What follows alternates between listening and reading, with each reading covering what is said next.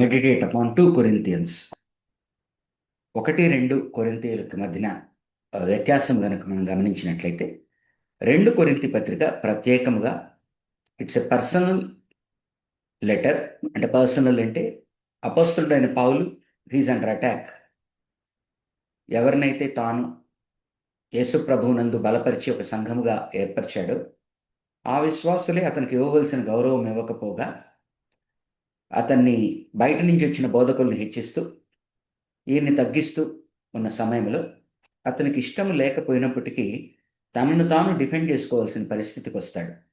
కాబట్టి పదే పదే నేను మూర్ఖుడిలాగా మాట్లాడుతున్నాను, I'm speaking like a fool, but you have made me to speak like this because he doesn't want to take this vein of thought, but they have pushed him into such a stage that he had to defend himself. So తనకు ఎవరైతే గౌరవం ఇచ్చి తనను ఎవరైతే ప్రేమించాలనో, ఎవరైతే తనను ఇంకొకరి ముందర పొగడాలనో లేకపోతే అతన్ని గుర్తించకపోగా వేరే వారు బయట నుంచి వచ్చిన వారిని, ప్రత్యేకంగా పౌలు ఉద్దేశంలో వారు అసలు యాక్చువల్లీ సరి అయిన మనుషులు కారు, క్రైస్తవులు అంటే సరి అయిన బోధకులు కారు. వీరు రకరకాల కారణాల వలన వారిని గుర్తించినట్టుగా వారిని పొగడ్డము, లేకపోతే ఈయనకన్నా ఆయన బెటర్ అనడము, ఇటువంటివి చేస్తున్న సమయంలో అపోస్తలుడైన పౌలు he's defending his honour, he's defending his ministry. So ఏదేదైతే వాళ్ళు ఈయన మీద అబాండాలు వేసి వెనక పక్కన ఇతని చెవుల్లోకి వచ్చేటువంటి విధంగా వారు ఏవేవైతే మాట్లాడుతున్నారో ఆ మాటల్ని క్యాచ్ ప్రైజ్ని తీసుకొని ఆ బోధకులు ఏదైతే ఈయనలో లేదని వారిలో ఉన్నాయని ఈయనను అవహేళన చేస్తూ ఉన్నారు, తక్కువ చూపు చూస్తూ ఉన్నారు, వాటినన్నిటి నేను పాయింట్ బై పాయింట్ రైజ్ చేస్తూ డిఫెండ్ చేసుకుంటున్నాడు. కాబట్టి this a letter where Paul is under attack and he's hurt and he's defending himself and he's striking back, putting them down and to show what his ministry really is. So uses a sarcastic tone, వ్యంగ్యముగా, అపహాస్యముగా, అంటే ఒక బాధ నుంచి కోపం వస్తుంది, తాపం వస్తుంది, దాన్ని కవర్ చేసినట్టు కనుక దాన్ని కోపంతో కాకుండా దాని వ్యంగ్యంతో వారిని అపహాస్యం చేస్తూ ఇట్లా మాట్లాడేటువంటిదంతా మనకు కనిపిస్తుంది. కాబట్టి 1 కొరింథియన్స్ వారు ఏదైతే వారి సంఘంలో ఉన్న సమస్యల గురించి రాశారో ఆ సమస్యలను ఈయన క్లారిఫై చేయడము. రెండవ పత్రిక తనను పర్సనల్గా అటాక్ చేస్తూ ఉన్నప్పుడు, తనకు ఇవ్వవలసిన విలువ ఇవ్వకుండా తను తగ్గిస్తున్నప్పుడు తన ఆనర్ని, తన యొక్క మినిస్ట్రీని డిఫెండ్ చేసుకుంటున్న letter. This is the basic difference అని మనము గుర్తుపెట్టుకోవాలి. అందుకనే 2 కొరింథియన్స్లో మనకు చాలా పర్సనల్గా పాల్ కనపడతాడు and we can identify with him. మనతో మాట్లాడుతున్నట్టుగా ఉంటుంది, మనము కూడా అలాంటి పరిస్థితులు గుండా వెళ్తున్నప్పుడు. So it's very personal. ఎవరైతే తమ యొక్క హృదయాన్ని who wears their heart on the sleeve అంటాం, అనగా ఎవరైతే వారి బలహీనతలను చూపిస్తూ వారు ఏ బాధ గుండా వెళ్తున్నారో వాళ్ళు మాట్లాడినప్పుడు మనం కూడా వారితో ఐడెంటిఫై చేసుకోగలం.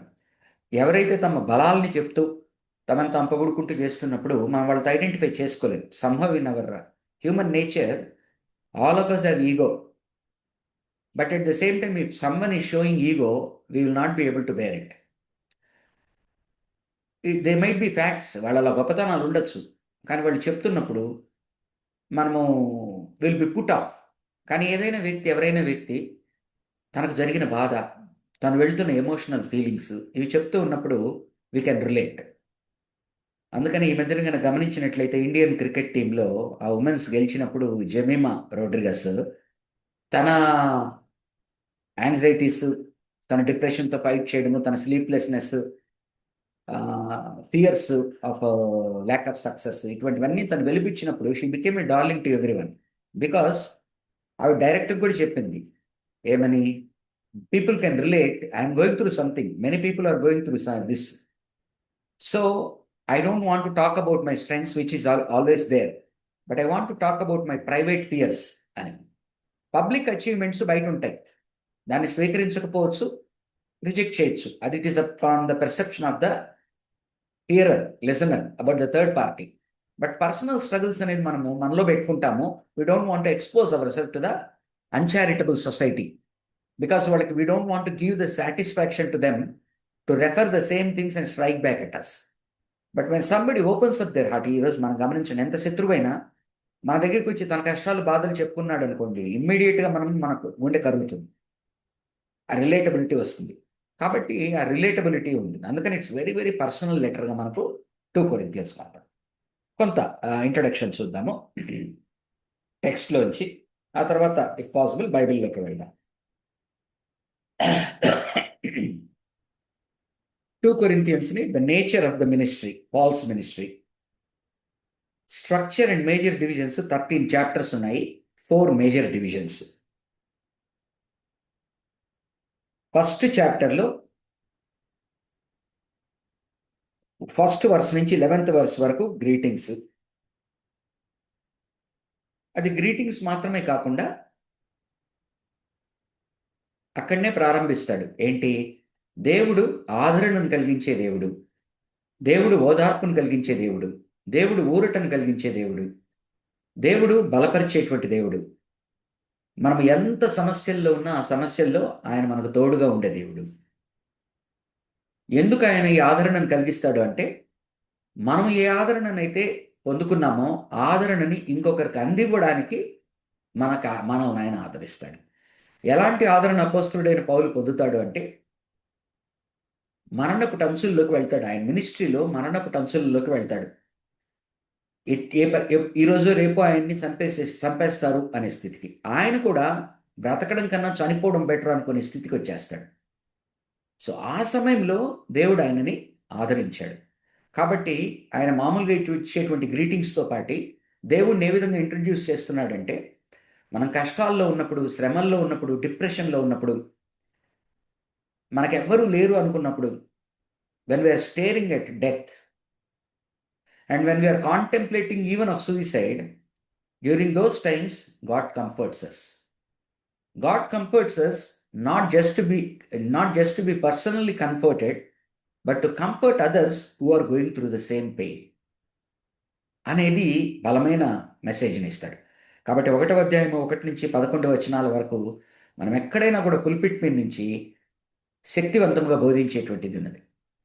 ఎప్పుడైతే మనల్ని ఆ విధంగా దేని నుంచి అయితే బయటికి తెచ్చాడో దేవుడు, ఎలా తెచ్చాడో దాన్ని మనం పంచుకుంటూ ఆ వాక్యాన్ని బోధించినప్పుడు అది బలంగా ఉంటుంది, చాలా బలంగా ఉంటుంది. చూడండి ఒక్కసారి ఫస్ట్ చాప్టర్ బైబిల్లో.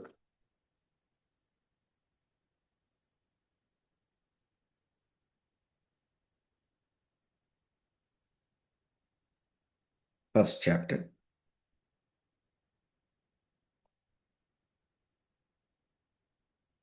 3వ వచనం నుంచి అంటున్నాడు, praise be to the God and Father of our Lord Jesus Christ, the Father of compassion and the God of all comfort, who comforts us in all our troubles, so that ఎందుకు so that we can comfort those in any trouble with the comfort we ourselves have received from God.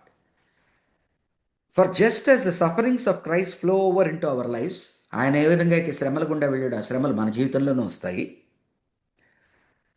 Similarly ప్రభు ద్వారా ఏ ఆదరణ అయితే సమస్యలు వస్తూ ఉంటాయి, ఆ సమస్యలు యందు ఎలా ఆదరించాలనో అది కూడా ప్రవేశిస్తుంది మన జీవితం. 8th verse. We do not want you to be uninformed, brothers, about the hardships we suffered. మేము పడిన శ్రమలు మీకు చెప్పినందువలన మేము ఎలాంటి పరిస్థితులు గుండా వెళ్తున్నామో మీకు అర్థమవుతుంది. In the province of Asia we were under great pressure far beyond our ability to endure. మానవ రీతిగా ఇంకా మేము దాన్ని ఎండ్యూర్ చేయలేని పరిస్థితికి మాకు వచ్చింది. So that we despaired even of life. ఆ మాటలు చూడండి, 8th verse. So that we were despaired even of life అంటే డిప్రెషన్ మాటలు, అంటే బతికుండడం కన్నా చనిపోతే బెటర్ బా అనేటువంటి feeling. Indeed in our hearts we felt the sentence of death. ఇంకా మాకు మరణ శాసనము మాకు విధించబడింది, మా మరణం దగ్గరికి వచ్చేసింది, మేము ఇంకా దానికి దగ్గరికి వచ్చేసాం. బట్ దిస్ హ్యాపెండ్ ఎందుకండి? That we might not rely on our cells. మనల్ని దేవుడు కొనల వరకు తీసుకెళ్తాడు, అంచుల వరకు. ఎందుకని? ఆ అంచులలో మనం ఏం గమనిస్తామంటే, మన మీద ఇంక మనం ఆధారపడేదానికి ఏముండదు. అంటే we were emptied, we will become emptied, and there is nothing to depend on ourselves. So God takes us to such situations where there is no more strength in us, there is no more recourse to us to rely. So accept on God. ఆ స్థితికి తెచ్చేస్తాడు. ఎలాగనైతే మోషేని 40 ఏళ్ళు ఆయన first జీవితము అంటే ఉరికి ఉరికి ఏదో చేయాలని సాధించాలని, నెక్స్ట్ 40 ఇయర్స్ అతను డెజర్ట్ ఎక్స్పీరియన్స్లో దేవుడు అతన్ని పిలిచే సమయానికి మోషే అంటున్నాడు, నేను ఇంకా ఐఎమ్ నథింగ్ దేవా అంటున్నాడు. I'm nothing, I can't do this అంటున్నాడు. అప్పుడు దేవుడు ఏమంటున్నాడు, yes you can't do this, నాకు కావాల్సింది కూడా అదే, then I will make you to, నా స్ట్రెంగ్త్ నీకు ఇస్తాను. అలా but this happened that we might not rely on our selves but on God. ఏ దేవుడు వివరిస్తున్నాడు, హూ రైజెస్ ద డెడ్. కాబట్టి మరణాంతకమైన సమస్యలు వచ్చినప్పుడు, నేను మరణిస్తాను అనుకుంటున్నప్పుడు, ఇంకా నేను మరణించడమే బెటర్ అని నాకు నేను హోప్ వదులుకున్నప్పుడు, డెస్పైర్లోకి డిప్రెషన్లోకి వెళ్ళిపోయినప్పుడు దేవుడు కంఫర్ట్ చేస్తున్నాడు. దేని నుంచి కంఫర్ట్ చేస్తున్నాడు? ఈ జీవితం మాత్రమే కాదు, ఈ జీవితం తర్వాత ఇంకొక జీవితం. కాబట్టి వీళ్ళు ఏ మరణానికైతే, మరణం మన ఆఖరి మజిలి, దాని నుంచి బతికించాడు. సో దట్ ఏమంటున్నాడు, he has delivered us, 10th verse, he has delivered us from such a deadly peril and he will deliver us. నమ్మకం ఏమొచ్చింది? పాస్ట్లో నన్ను రక్షించాడు, భవిష్యత్తులో నన్ను రక్షిస్తాడు. On him we have set our hope that we will continue to deliver us. ఇంకా నా మీద నేను గాక ఆయన మీద నేను పెట్టుకున్నాను, ఎందుకంటే ఆయన నన్ను డెలివర్ చేశాడు, చేస్తాడు, చేస్తూ పోతాడు అని వెంటనే ఏమంటున్నాడు, విశ్వాసాలు ఇది కూడా నాకు అవసరం. అంటే నా మీద నాకు ఇంకేమి లేదు. ఒకవైపున దేవుడు, ఒకవైపున మీలాంటి వాళ్ళ ప్రార్థనలు. అర్థమవుతుంది కదా? మామూలుగా మనం, నేను ప్రార్థన చేసుకుంటే దేవుడు వింటాడు, ఇంకోరు నా కొరకు ప్రార్థన చేయాల్సిన అవసరం ఏంటి అనుకుంటాం ఒక్కొక్కసారి. నేను చేసుకుంటున్నాను కదా. మరణాంతకమైన దీనికి తీసుకెళ్ళినప్పుడు తను ఎంత లో దీనికి వచ్చేసాడు అంటే, నాకు దేవుడు తప్పితే ఎవ్వరు లేరు. అంత మాత్రమే కాక నా తోటి సహోదరులు నాకు ప్రార్థన చేస్తూ ఉంటే, అటు దేవుడు అటు దేవుని బిడ్డలు కలిసి నా పక్కన ఉన్నప్పుడు నేను దీన్ని తట్టుకోగలను అనేస్తుంది. As you help us by your prayers, then many will give thanks on our behalf for the gracious favor granted us in answer to the prayers of many. Next first చాప్టర్లో ఏం చేస్తున్నాడు? ఓకే, నెక్స్ట్ దీంట్లో చూద్దాం. టెక్స్ట్లో 1-12 నుంచి 2:17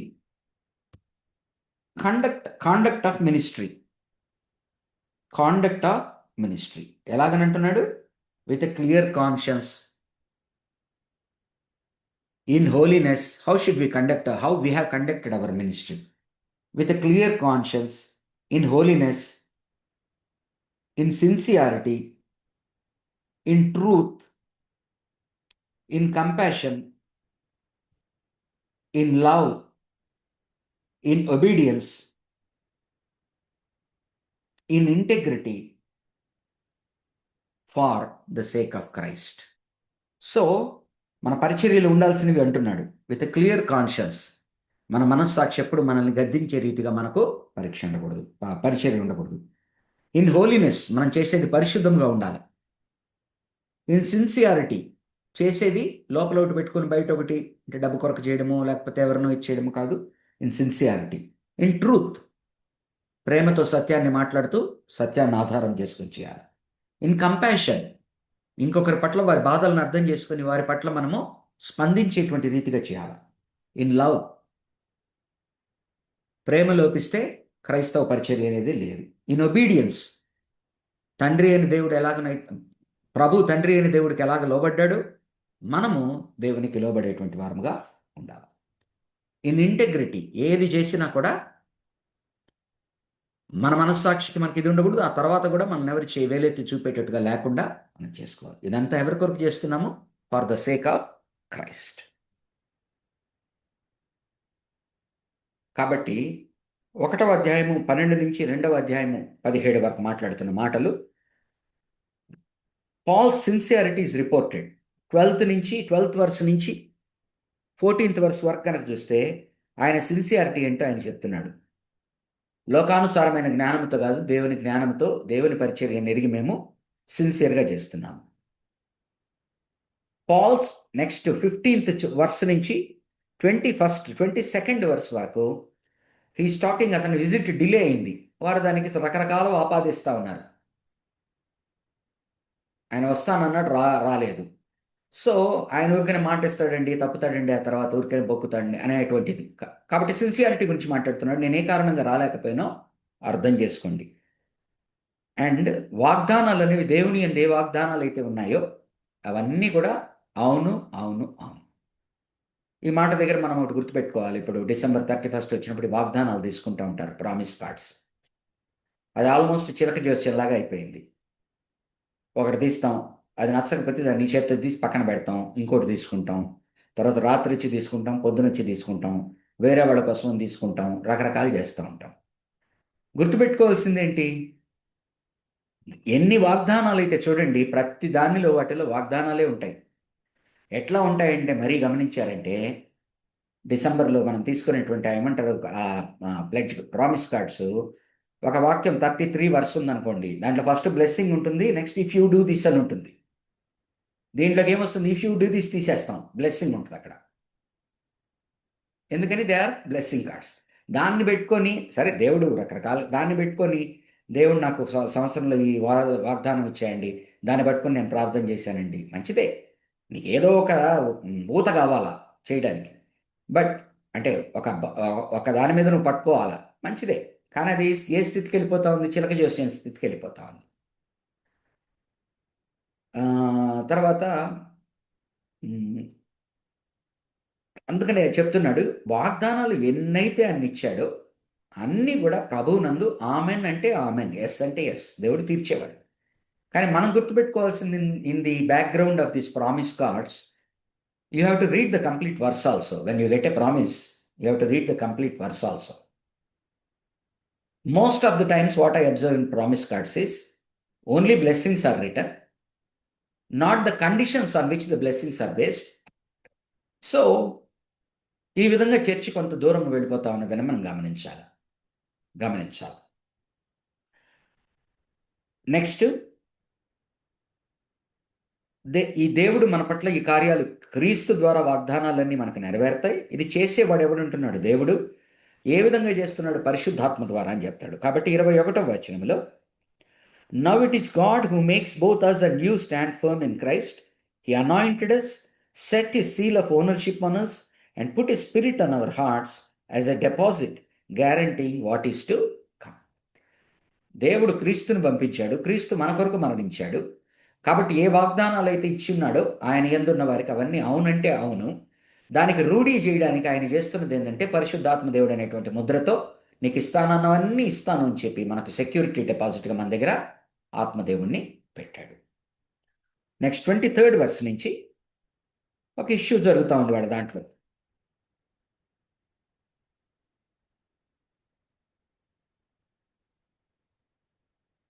దీన్ని కొద్దిగా ఈయన మా మీద అజమాయిషి చేస్తున్నాడు, లెటర్స్ ద్వారా మమ్మల్ని అది చేస్తున్నాడు, ఇది చేస్తున్నాడు, బలవంత పెడుతున్నాడు అన్న వాళ్ళతో 23rd వర్స్లో, I call God as my witness that it was in order to spare you that I did not return to Corinth. నేను కొరింత్కి ఎందుకు రాలేదంటే, మీరు అనుకుంటున్నట్టుగా వస్తానని రానని నేను మనసు మార్చుకుంటున్నాను కాదు. నేను వస్తే కఠినంగా బిహేవ్ చేయాలా, దాని కొరకు రాలేదు. Not that we lord it over your faith, but we work with you for your Joy because it is by faith. నేను రాకపోవడానికి గల కారణం మీరేమంటున్నారంటే, ఆయన రావడానికి భయపడుతున్నాడనో, లేకపోతే ఊరికి నేను మాట ఇచ్చి రావడం లేదనో అనుకుంటున్నారు. నేను రాకపోవడానికి గల కారణం ఏంటంటే, వస్తే నేను కఠినంగా మాట్లాడాను. మాట్లాడితే మరలా ఇంకా సిచ్యువేషన్ వర్సన్ అవుతుంది, అందుకని. సో సెకండ్ చాప్టర్ చూడండి. సెకండ్ చాప్టర్లో 1 to 11 వర్సెస్ 1 to 11 వర్సెస్లో ఏం జరుగుతూ ఉందంటే, 1 కొరింథీ 5లో మనం ఒకరిని చూస్తాం. ఒకరు తన తండ్రి యొక్క భార్యతో వ్యభిచారం చేస్తున్నట్టు, అపోస్తలుడైన పౌలు వాడిని దూరంగా పెట్టమన్నట్టు. కానీ అతను బలమైన వ్యక్తి సంఘంలో, ఏదో కారణాల వలన వాడి మీద తీసుకోవలసినటువంటి చర్యలు సంఘం తీసుకోవట్లేదు, భయపడో రకరకాల కారణాలుగా. మరి ఈ లెటర్ రాసేటప్పటికి ఏం జరుగుతుందంటే, అతని విషయంలోనూ అంటే 1 Corinthians 5లో మెన్షన్ చేసిన వ్యక్తో లేకపోతే ఏదో ఒక వ్యక్తి మీద చర్చ్ డిసిప్లిన్ తీసుకోమన్నప్పుడు వాళ్ళు తీసుకున్నారు. దానికి ఇతను ఏమంటున్నాడంటే, తీసుకున్న తర్వాత ఈయన ఏమి రిజల్ట్ అయితే కోరుకున్నాడో ఆ రిజల్ట్ జరిగింది. అంటే వాడు తన తప్పు తెలుసుకున్నాడు, వెనక్కి వచ్చాడు. కాబట్టి అపోస్తలుడు అయిన పౌలు ఏం చెప్తున్నాడంటే, వాణ్ణి మనం శిక్షించింది ఎందుకంటే వాడు నశించడానికి కాదు, వాడు సంస్కరింపబడ్డానికి. వాడు ఇప్పుడు తప్పు తెలుసుకొని లోపలికి వచ్చాడు కదా, కాబట్టి దట్ ఈజ్ ఎనఫ్. నేను మీ మధ్యన అక్కడ లేకపోయినా నేను స్పిరిట్తో మీ మధ్యన ఉన్నాను, వాడిని వెంటనే చేర్చుకోండి, ఆదరించండి. ఎందుకని చేర్చుకోకపోతే సాతాను యొక్క కుయుక్తులు మనకు తెలియంది కాదు. సాతాను వాడిని, చూసావా నువ్వేం చేసినా వాళ్ళు నిన్ను స్వీకరించట్లేదు, వాళ్ళు ఇలాంటి వాళ్ళు అలాంటి వాళ్ళని పెడుతుంది కనుక వాడు వాడిని బయట పెట్టింది ఎందుకు? సంస్కరించడానికి, నశించిపోవడానికి కాదు. వాడు బయటికి వెళ్ళి తన తప్పు తెలుసుకుని సంస్కరింపబడి పూర్తి సంస్కారమో వాట్ ఎవర్ ఇట్ ఈస్ వచ్చాడు లోపలికి. వచ్చిన వాడిని ఇప్పుడు వాడు అట్టమారితే కానీ ఇట్టు చేయని అట్ట చేయని అంటే సాతాను వాడిని ఇంకా బలంగా వాడి వైపుకు లాక్కుంటుంది. మనకి సాతాను యొక్క కుయుక్తులు తెలియనివి కావు, జాగ్రత్త పడండి అంటాడు. ఓకే, సెకండ్ చాప్టర్ 1 to 11 అది ఆ థీమ్ అనమాట. సెకండ్ చాప్టర్ 12th వర్స్ నుంచి ఆఖరి వరకు apostle Paul exposes his heart. ఆయన పరిచర్య చేస్తున్నాడే కానీ ఆయనకు మనశ్శాంతి లేదు. ఎందుకంటే తనతో ఉన్నవారిని ఆయన కొన్ని కొన్ని చోట్లకి ఈ రోజులాగా మనకు SMS మెసేజ్లు కానీ వాట్సాప్ కానీ ఒక కబురు ఒక చోట నుంచి ఒక చోటకి చేరాలంటే 3 నెలలు 4 నెలలు కూడా పట్టచ్చు. అతను అక్కడికి వెళ్ళాలి ఫస్ట్. అతను ఇటు పక్కనకి వచ్చే వాళ్ళకి లెటర్ పంపించాలి. ఆ లెటర్ 4 పోర్ట్లకు వెళ్ళి ఈయన దగ్గరికి రావాలి, 3-4 నెలలు పడుతుంది. కాబట్టి ఈయన కొంతమందిని, తీతును అటువంటి వాళ్ళని ఈయన కొన్ని చోట్లకు వెళ్ళి విషయాలు సెటిల్ చేసుకోమని, అక్కడ పరిస్థితి ఎలా ఉంది, వారు క్రీస్తులు ఉన్నారో లేదా, మనం కోరుకుంటున్న రీతిగా మనతో ఉన్నారా లేదా, మనల్ని ప్రేమిస్తున్నారా లేకపోతే ఈ అబద్ధ బోధకులు ఇచ్చి వాళ్ళని చెడు చేశారా అనేటువంటి క్రమంలో తీతును పంపించాడు. తీతును పంపించినప్పుడు తీతు వెనక్కి రాలా. కాబట్టి నేను డిప్రెషన్ని ఎక్స్ప్రెస్ చేస్తున్నాడు. మనం కూడా సామెతల గ్రంథంలో ఒక మాట ఉంది, మంచి కబురు ఎవరన్నా కనుక తెచ్చారంటే అది ఎలాంటిది అంటాడు, మన దీనికి ఉపశమనం కలిగించేది సామెతల గ్రంథంలో. ఈయనకు ఆ మంచి కబురు వెనక్కి రావట్లే. కాబట్టి ఇతను he is going through a phase of uncertainty, depression. చూడండి, అంటే ఆయన హృదయాన్ని ఆయన బయట పెడతా ఉన్నాడు. Now when I went to Troas to preach the gospel of Christ and found that the Lord had opened a door for me, 13th verse, I still had no peace of mind because I did not find my brother Titus there. So I said goodbye to them and went on to Macedonia. But thanks be to God, who always leads us in triumphal procession in Christ, and through us spreads everywhere the fragrance of the knowledge of Him. For we are to God the aroma of Christ among those who are being saved and those who are perishing. To the one we are the smell of death, in the other the fragrance of life. And who is equal to such a task? Unlike so many, we do not peddle the word of God for profit. On the contrary, in Christ we speak before God with sincerity, like men sent from. So తన depression, డెస్పైర్ని ఒకవైపున చెప్తూనే ఈ డెస్పైర్ని, depression అతను ఎలాగో జయిస్తున్నాడంటే he's immersing himself in the work of Christ. ఆయన సంపూర్ణముగా దేవుని పరిచర్యకు అప్పచెప్పుకొని దీని నుంచి మనసు మరల్చి, అంటే ఒక పక్కనేమో తనకు లోపల మనసులో లేదు. తీతొచ్చి తనకు మంచి కబురు చెప్పేంత వరకు తనకు మనసులో లేదు. కానీ తాను ఏ విధముగా ఆ డిప్రెషన్లోంచి, ఆ డెస్పైర్లోంచి బయటకు వస్తున్నాడు అంటే దేవుని పరిచర్య ఇంకా ఇంకా ఎక్కువ చేయడానికి అతను నిర్ణయించుకొని ముందుకు వెళ్తా ఉన్నాడు. ఆ సమయంలో అంటున్నాడు, మనము దేవునికి మంచి మన సువార్త ఎప్పుడైతే చేస్తుంది, కొంతమందికి అది ఎవరైతే నమ్మడం లేదో వాళ్ళకది చావు నుంచి వచ్చేటువంటి, శవం నుంచి వచ్చేటువంటి దుర్వాసన. కానీ ఎవరైతే ప్రభువుని అంగీకరిస్తున్నారో ఈ సువార్త ద్వారా వారికి మంచి సెంటు వాసన లాంటిది. కాబట్టి ఈ పరిచర్య, ఇంత గొప్ప కార్యానికి పాత్రుడు తగినవాడెవడు, పాత్రుడెవడు? దేవుడే. కాబట్టి ఆయన్ని నేను చేస్తాను. ఆ చేసే సమయంలో నేను ఎలా చేస్తున్నాను? సిన్సియారిటీతో చేస్తున్నాను. I'm not peddling the word. అంటే లోపల ఏదో ఈ పని చేస్తే నాకు ఎంతో డబ్బు ముడుతుంది అనేటువంటి స్వార్థంతో కాకుండా, చేయవలసిన పని ఏమీ ఆశించకుండా నమ్మకంగా, పారదర్శకంగా దేవుడు నన్ను రివార్డ్ చేస్తాడని దీంతో నేను చేసుకుంటున్న అందరికీ ప్రార్థన. 3వ అధ్యాయం చూడండి, టెక్స్ట్ బుక్లోకి వస్తున్నాను. 3వ అధ్యాయము 1 నుంచి 7వ అధ్యాయము 16 వరకు. Third section, characteristics of ministry. ఏమేమున్నాయి దీంట్లో? New covenant. మన మినిస్ట్రీ ఏమై ఉండాలి? New covenant ministry. అంటే ప్రభువును బోధించుట, ప్రభు చిందించిన రక్తాన్ని ద్వారా ఏ విధముగా మానవ జాతితో అతను తిరిగి ఇంకొక కవెనెంట్ని ఏర్పరచుకున్నాడు. Spirit, not letter. పాత నిబంధన రాయి మీద రాయబడిన అక్షరాలు. స్పిరిట్తో రాయబడినది గుండె మీద రాయబడిన అక్షరాలు. రాతి మీద రాసిన అక్షరాలు గుండెల్లోకి ప్రవేశించకపోవచ్చు, కానీ గుండెల మీద రాసిన అక్షరాలు ఆత్మతో రాసిన పరిచర్య. Preach Christ, walk in faith, please Christ, ambassador for Christ in difficult circumstances, in holiness, God's power, God's purposes. వీటి గురించి మాట్లాడుతున్నాడు. చూద్దాం. 3వ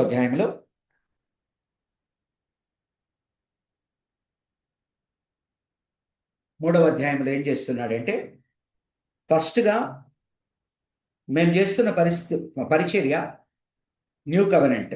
యేసు ప్రభు వారు చిందించిన రక్తము ద్వారా ఏ విధముగా కొత్త సమాజం అనేది ఏర్పడుతున్నది ఆ పరిచర్య. ఈ పరిచర్య చేయాలి అంటే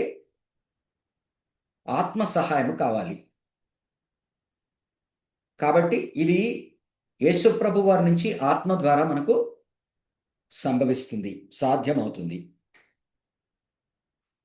నెక్స్ట్ 7వ వచనం నుంచి ఆఖరి వరకు ఏం చేస్తున్నాడంటే, పాత నిబంధనకు నూతన నిబంధనకు పోలిక చెప్తా ఉన్నాడు. పాత నిబంధనకు కొత్త నిబంధనకు పోలిక చెప్తా ఉన్నాడు. పాత నిబంధన చదివేటువంటి సమయంలో వారికి మోషే ఏ విధముగా అయితే దేవుని యొక్క షకీనాను, దేవుని ఎదురుగా నిలబడినప్పుడు ఆయనకి ఒక వెలుగు ప్రసరించి అతను ముఖము తేజోమయంగా అయ్యేది. కానీ ఆ ముఖమును, ఆ తేజోమయమైన ముఖమును వారు చూడలేక, వారు నువ్వు కప్పుకోయ్యా, మేము ఆ వెలుగును చూడలేము అంటున్నారు. కాబట్టి ఆయన పరిచర్య దేవుని దగ్గరికి వెళ్ళి ఎదుట నిలబడినప్పుడు మాత్రమే వెలుగు అతని ముఖములో ప్రసారిస్తుంది. ఆ వెలుగుని వీరు చూడలేకపోతున్నారు గనక ఆ వెలుగు ఎటువంటిది? దేవునికి దూరం కాగానే మళ్ళీ తగ్గిపోతూ వస్తుంది, మరలా తిరిగి దేవునికి దగ్గరికి రాగానే పెరుగుతూ వస్తుంది. కాబట్టి పాత నిబంధన పరిచర్య ఇప్పటికీ కూడా ఒక ముసుగు వేయబడినదిగా ఉన్నది. ఆ ముసుగు తెరవబడాలి అంటే, మన కన్నులకు ఆ వెలుగుని స్వీకరించే శక్తి కావాలి అంటే,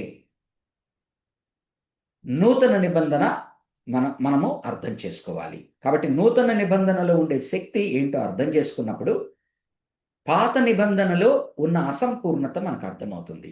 పాత నిబంధనలో ఉన్న అసంపూర్ణత, ఒక వ్యక్తి దేవుని దగ్గరికి వెళ్ళి దేవునితో సంభాషిస్తే వచ్చేటువంటి వెలుగు.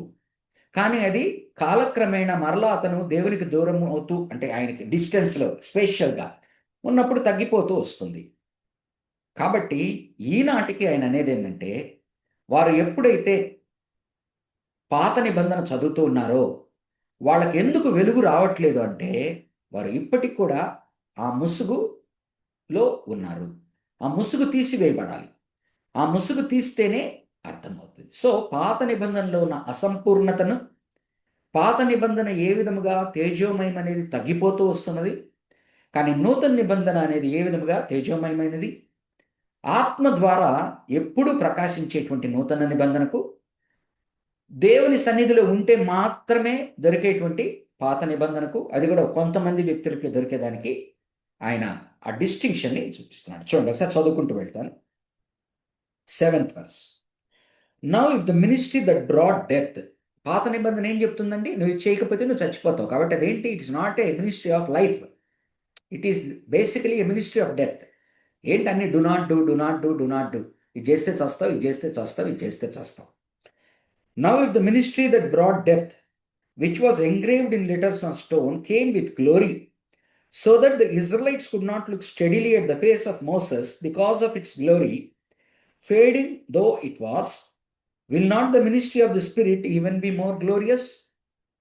If the ministry that condemns men, ఏదైతే మనుషుల్ని మరణశాసనం విధిస్తుందో, is glorious, how much more glorious is the ministry that brings righteousness.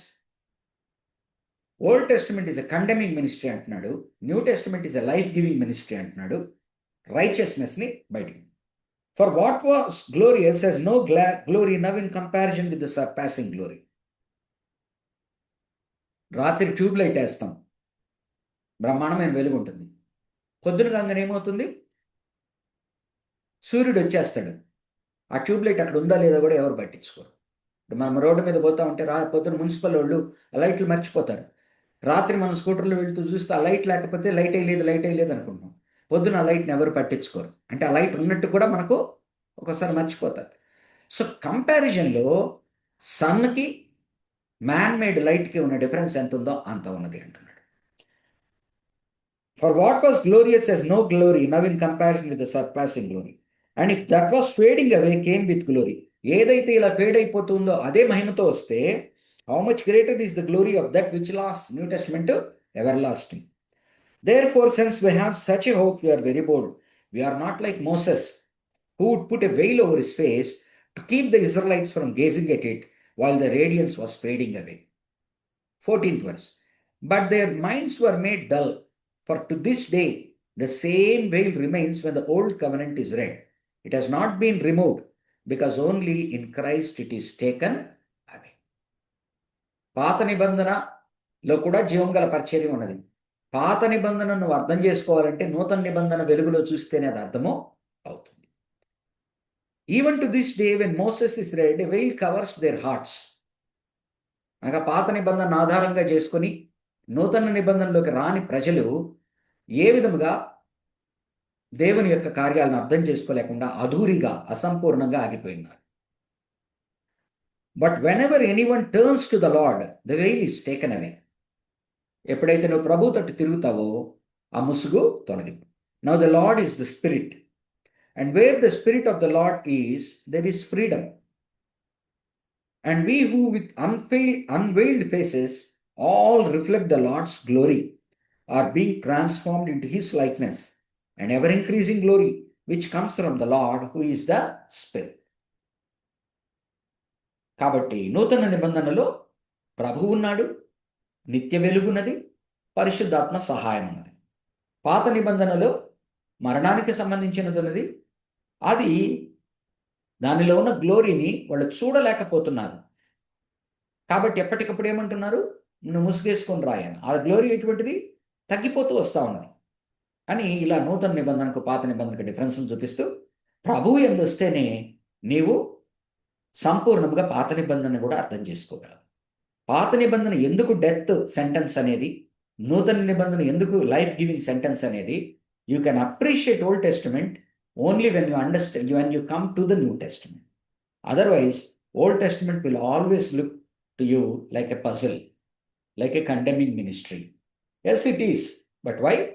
Because condemnation అంటే ఏంటో అర్థమైనప్పుడు కండెమ్నేషన్లో నుంచి కమెండేషన్, లేకపోతే కండెమ్నేషన్ నుంచి రిలీజ్, కండెమ్నేషన్ నుంచి రిడెంప్షన్, కండెమ్నేషన్లో నుంచి ఏదైతే లైఫ్ ఉన్నదో అది అర్థమైనప్పుడు యూ కెన్ అప్రిషియేట్ ఇట్ అని క్లోజ్ చేస్తున్నారు. 4th చాప్టర్లో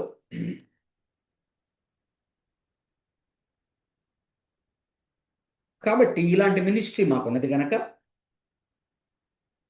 మేము పారదర్శకంగా చేస్తాం.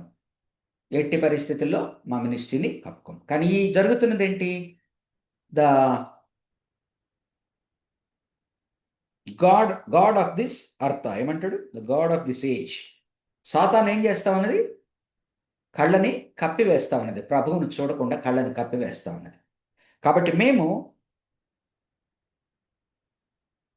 సాతాను ఏదైతే ఉపయోగిస్తుందో, డిసెప్షన్ అని, అబద్ధాలని, ఏవేవి చేస్తుందో అవన్నీ మేము దూరమై దేవునిలో ఏ గుణగణాలు ఉన్నాయో ఆ రీతిగా మేము పరిచర్య చేస్తూ ముందరకు వెళ్తూ ఉన్నప్పుడు సాతాను గాడ్ ఆఫ్ దిస్ ఏజ్ అందరి హృదయాల్ని డార్క్నెస్లో పెట్టాలని చూస్తూ ఉన్నది. కానీ సువార్త వారిని వెలుగులోకి తీసుకొస్తూ ఉన్నది.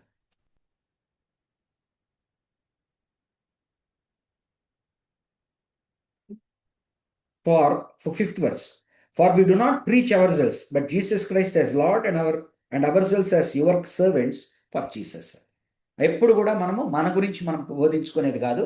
అందుకని బోధలో మనం గుర్తుపెట్టుకోవాల్సింది, నువ్వు ఎంతసేపు అన్నా బోధించు, ఎంత క్లుప్తంగా అన్నా బోధించు, అది ప్రభువును బయలుపరిచేటువంటి రీతిగా, ప్రభువును కనపరిచేటువంటి రీతిగా, ప్రభువును హెచ్చించేటువంటి రీతిగా నువ్వు ప్రీచ్ చేసినప్పుడు దేవుడు కోరుకుంటున్న ప్రీచింగ్ అది. ప్రభువు గురించి మాట్లాడకుండా, ప్రభువుని బయలుపరచకుండా చేసేటువంటి ప్రీచింగ్ ఎంత శక్తివంతంగా చేసినా కూడా అది పరిపూర్ణమైనది కాదు. ఫర్ హూ, 6వ వచనం, for God who said let light shine out of darkness made his light shine in our hearts to give us the light of the knowledge of the glory of God in the face of Christ. So దేవుని యొక్క వెలుగు ప్రభువు మీద ప్రసరిస్తూ ఉన్నది. ప్రభువు మీద ప్రసరిస్తూ ఉన్న వెలుగు మన మీద ప్రసరిస్తూ ఉన్నది. మనం ఎలా ఆలోచించవచ్చు అంటే, నేను దీన్ని ఎక్స్ప్లెయిన్ చేసేటప్పుడు, మన వెలుగు చంద్రుడి వెలుగు. మనలో వెలుగు లేదు, చంద్రుడిలో తనలో వెలుగు లేదు. సూర్యుని మీద ఏ వెలుగైతే పడుతుందో, సూర్యుడు ఏ వెలుగైతే ఉంటుందో, ఆ వెలుగు అతని మీద ఒక యాంగిల్లో ఉన్నప్పుడు అతని మీద ప్రసరిస్తుంది.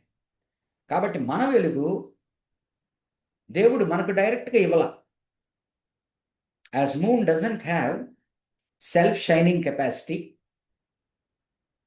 But it derives its light from sun when it looks to sun కదా.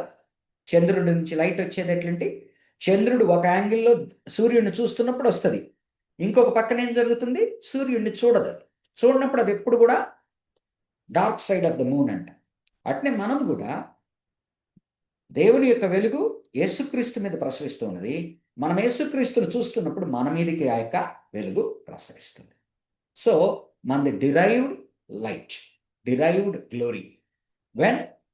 When we are rightly positioned to look into the face of Jesus Christ, we too will have light. Okay?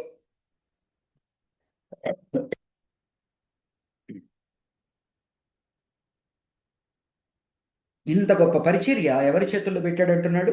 7th verse నుంచి 18th verse వరకు అనుకోండి, అంటే ఆఖరి వరకు. ఇంత గొప్ప పరిచర్యను ఎవరి చేతుల్లో పెట్టాడు? ఎమ్మెల్యే చేతుల్లో పెట్టలే, ఎంపీల చేతుల్లో పెట్టలే, ప్రైమ్ మినిస్టర్ చేతుల్లో పెట్టలే, చీఫ్ మినిస్టర్ చేతుల్లో పెట్టలే. ఎవరి చేతుల్లో పెట్టాడు? క్లాస్ 4 ఎంప్లాయీస్ చేతుల్లో పెట్టాడు. అనగా మట్టి పాత్రలు మేము. దేవుడు ఏం చేశాడు? ఎమ్మెల్యే చేతుల్లో పెడితే, చీఫ్ మినిస్టర్ చేతుల్లో పెడితే ఇంకా బలవంతంగా, శక్తివంతంగా పరిచర్య జరుగుతుంది అనుకోవచ్చు. కానీ ఆయన ఏమనుకున్నాడు మార్గము? ఏవైతే బలహీనమైన ఘటాలు ఉన్నాయో ఆ బలహీనమైన ఘటాల ద్వారా తనను తాను బయలుపరచుకోవాలి. దీన్ని కూడా నేను ఎక్స్ప్లెయిన్ చేసే తీరు ఎట్లా అంటే, ఒక పనికి మాలిన వాడు పేరు పొందుతూ ఉన్నాడు అనుకోండి, అందరూ ఆలోచిస్తారు వీడికి ఎందుకు పేరు వస్తూ ఉందని. వాడిని చూస్తూ ఉన్నప్పుడు, ఓహో వీడికి పేరు ఎందుకు వస్తూ ఉందంటే వీడికి వెనకున్న దేవుని ద్వారా.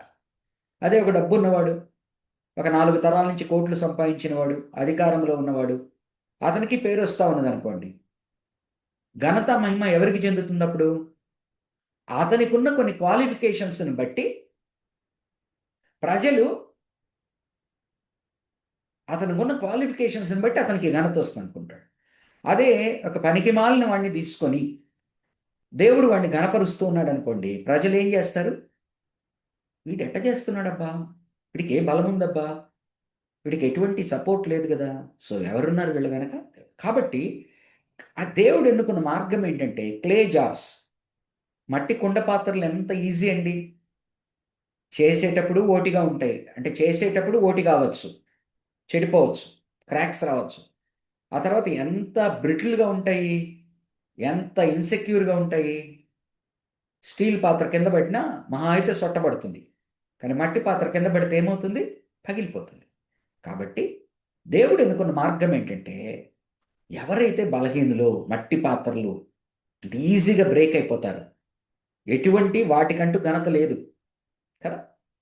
ఈరోజు కూజా ఎంతకు వస్తుందండి? 50 రూపాయలకు వస్తుంది. స్టీల్ది ఎంతకు వస్తుంది? వెండిది ఎంతకు వస్తుంది? గోల్డ్ది ఎంతకు వస్తుంది? అంతే వెయిట్. కానీ ఆయన నిశ్చయించుకున్నది మట్టి పాత్రల్లో తన శక్తిని, బలాన్ని, మహిమని. కాబట్టి మేము అటువంటి మట్టి పాత్రలు వాడుతున్నాడు. But we have this treasure, 7th verse, but we have this treasure in jars of clay to show that this all surpassing power is from God and not from us. We're hard pressed on every side. ప్రతి చోట ఇటు చూస్తే శ్రమ, అటు చూస్తే శ్రమ, but not crushed. కానీ ఇటు అటు ప్రెస్ అవుతున్నామే కానీ క్రష్ అయిపోవట్లేదు. Perplexed but not in despair. కంప్లీట్గా సతమతం అయిపోతున్నాం కానీ దీనిలోకి వెళ్ళిపోవట్లేదు, నిరాశ నిస్పృహల్లోకి వెళ్ళిపోవట్లేదు. Persecuted but not abandoned. అను దినము మమ్మల్ని వెంటాడి చంపాలని వెంటాడి కానీ నాట్ అబాండెడ్. దేవుడు మాత్రం మా చెయ్యి వదలలేదు. Struck down but not destroy. కింద పడ్డాం, వాళ్ళంతా గాయాలుగా తగిలే కానీ సంపూర్ణంగా నాశనం కాలేదు. మళ్ళీ తిరిగి లేచే పరిస్థితిలో ఉన్నాం. We always carry around in our body the death of Jesus. ప్రభు కొరకు నిలబడినందున వలన, ఈ శ్రమల వలన మా బాడీలో యేసు ప్రభు ఏ విధంగా అయితే క్రూసిఫిక్షన్ ఆయన బాడీ బలహీనం అయిపోతుందో అలాగనే మేము కూడా బలహీనత పొందుతున్నాం. So that the life of Jesus may also be revealed in our. For we who are alive are always being given over to death for Jesus' sake, so that his life may be revealed in our mortal body. ఈ మృతతుల్యమైన దేహము దెబ్బలు కొట్టి సారలు పడిపోయి శక్తి లేక ఎవడైతే ఇంకా చాలా త్వరగా చనిపోతాడు అనేటువంటి వీక్ బాడీస్లో దేవుని యొక్క ప్రభువు యొక్క జీవము కూడా కనపడతా ఉంది. So then death is at work in us but life is at work in you. మేము ఇలా మరణానికి వెళ్తున్నామంటే ఎందుకని? మాకు దేవుడు జీవం ఇస్తూ ఉన్నాడు. మేము ఇలాగని పరిచయం చేయడం ద్వారా మీకు కూడా జీవము కలుగుతా ఉన్నది కదా. సువార్త వచ్చి మీకు చెప్తేనే కదా. ఇంకోటి ఏంటంటే వ్యంగ్యంగా మాట్లాడుతున్నాడు. మీరు బాగున్నారు, మీరేమనుకుంటున్నారంటే మీరు చాలా ఆరోగ్యంగా ఉన్నారని అనుకుంటున్నారు. ఈ ఆరోగ్యం మీకు ఎక్కడి నుంచి వచ్చింది? మేము అనారోగ్యంగా ఉండబట్టి మీ ఆరోగ్యం మీకు వస్తా ఉన్నది అని ఒక బాణం కూడా వేస్తాం. It is written, I believe, therefore I have spoken. With the same spirit of faith we also believe and therefore speak. Because we know that the one who raised the Lord Jesus from the dead will also raise us with Jesus and present us with you in his presence. All this is for your benefit. మేము పడుతున్న కష్టాలన్నీ కూడా మీ కొరకు. So that the grace that is reaching more and more people may cause thanksgiving to overflow to the glory of God. Therefore we do not lose heart. The outwardly we are wasting away, yet inwardly we are being renewed day by day. పైకేమో కృషించిపోయేటువంటి అనారోగ్యంగా, ఎముకలు గూళ్ళలాగా, బట్టలు సరిగ్గా లేకుండా బయట వారికి మాత్రం ఎట్లా కనిపిస్తున్నాం కానీ లోపల మాత్రం అమూల్యమైన జీవంగా. For our light and momentary troubles are achieving for us an eternal glory that far outweighs them all. So we fix our eyes not on what is seen but on what is unseen. For what is seen is temporary, but what is unseen is eternal. ఈ శరీరము ఇప్పుడు మనకు కనిపించేదంతా కూడా 70 ఏళ్లకు సంబంధించినది. కానీ ఈ 70 ఏళ్ల తర్వాత ఇంకొక 100 నండి, 1000 నండి, 1,00,000 ఏళ్ళనండి, లేకపోతే క్వాంటిటీ ఆఫ్ లైఫ్ వేరే ఒకటి ఉన్నది. కాబట్టి దాని తట్టు చూస్తూ మేము దీన్ని భరిస్తా ఉన్నాం. మీరేంటంటే దీని తట్టు చూస్తూ మా పని అయిపోయింది అనుకుంటున్నారు. మేమేం చేస్తున్నామంటే దీని తట్టు చూడకుండా ఇది పని అయిపోవడం కాదు, పని చేస్తూ ఉన్నది. ఎందుకు పని చేస్తూ ఉందంటే దాన్ని రీచ్ కావడానికి. దాని ద్వారా మాకు ఎటర్నల్ లైఫ్ కలుగుతూ ఉంది. మేము ఈ మధ్యన పరిచయం చేస్తున్నందువల్ల మీకు కూడా అది ఈ బెనిఫిట్స్ పొందుకుంటున్నారు. కానీ మీరేం చేస్తున్నారు? మమ్మల్ని చూసి నవ్వుకుంటున్నారు. మీరు చక్కగా ఇళ్లలో కూర్చున్నారు అంటే, మీరు చక్కగా దేవుని యొక్క ఆశీర్వాదాలు అనుభవిస్తూ ఉన్నారంటే, మేము బయటికి వెళ్ళి ఇవన్నీ చేయబట్టి జరుగుతూ ఉంది. కానీ మీరు దేని ద్వారా అయితే పొందారో వారిని చూసి మీరు ఈరోజు వీళ్ళ పని అయిపోయింది అని మమ్మల్ని హేళన చేసే పరిస్థితిలో ఉన్నారు. హెవెన్లీ బాడీస్ ఫర్ బిలీవర్స్ 5వ అధ్యాయంలో ఇక్కడ ఈ గుడారము శిథిలమైపోయినను పరలోకమందు నాకు ఒక గుడారము. కాబట్టి ఏంటంటే ఆయన he's facing a death, he's staring a death. డిప్రెషన్లో ఉన్నాడు, despair, he's facing a death. ఆ సమయంలో ఏమంటున్నాడు?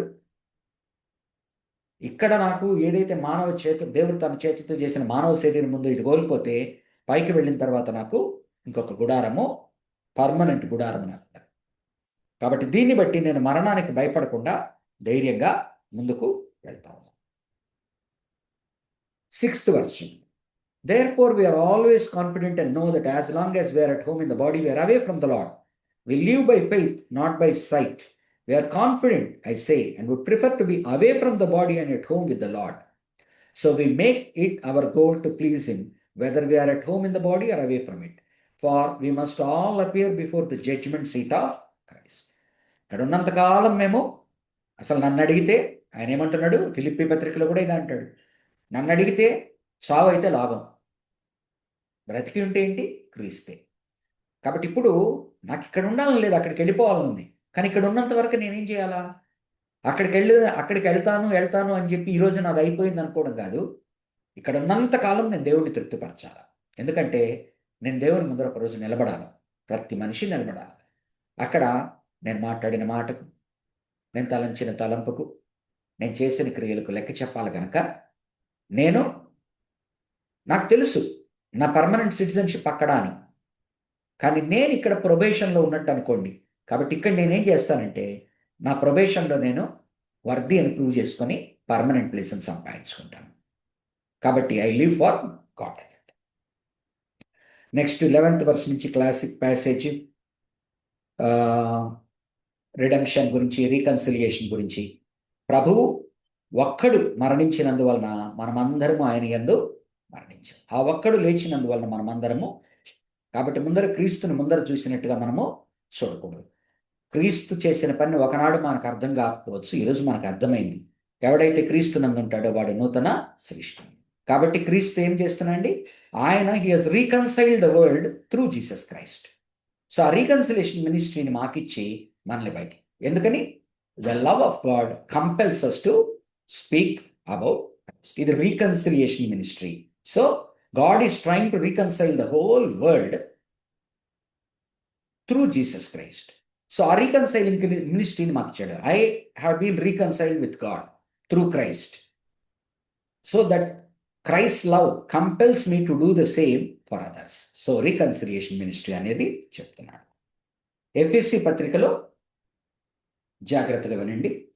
2 కొరింథీ పత్రికలో 5వ అధ్యాయము 11 నుంచి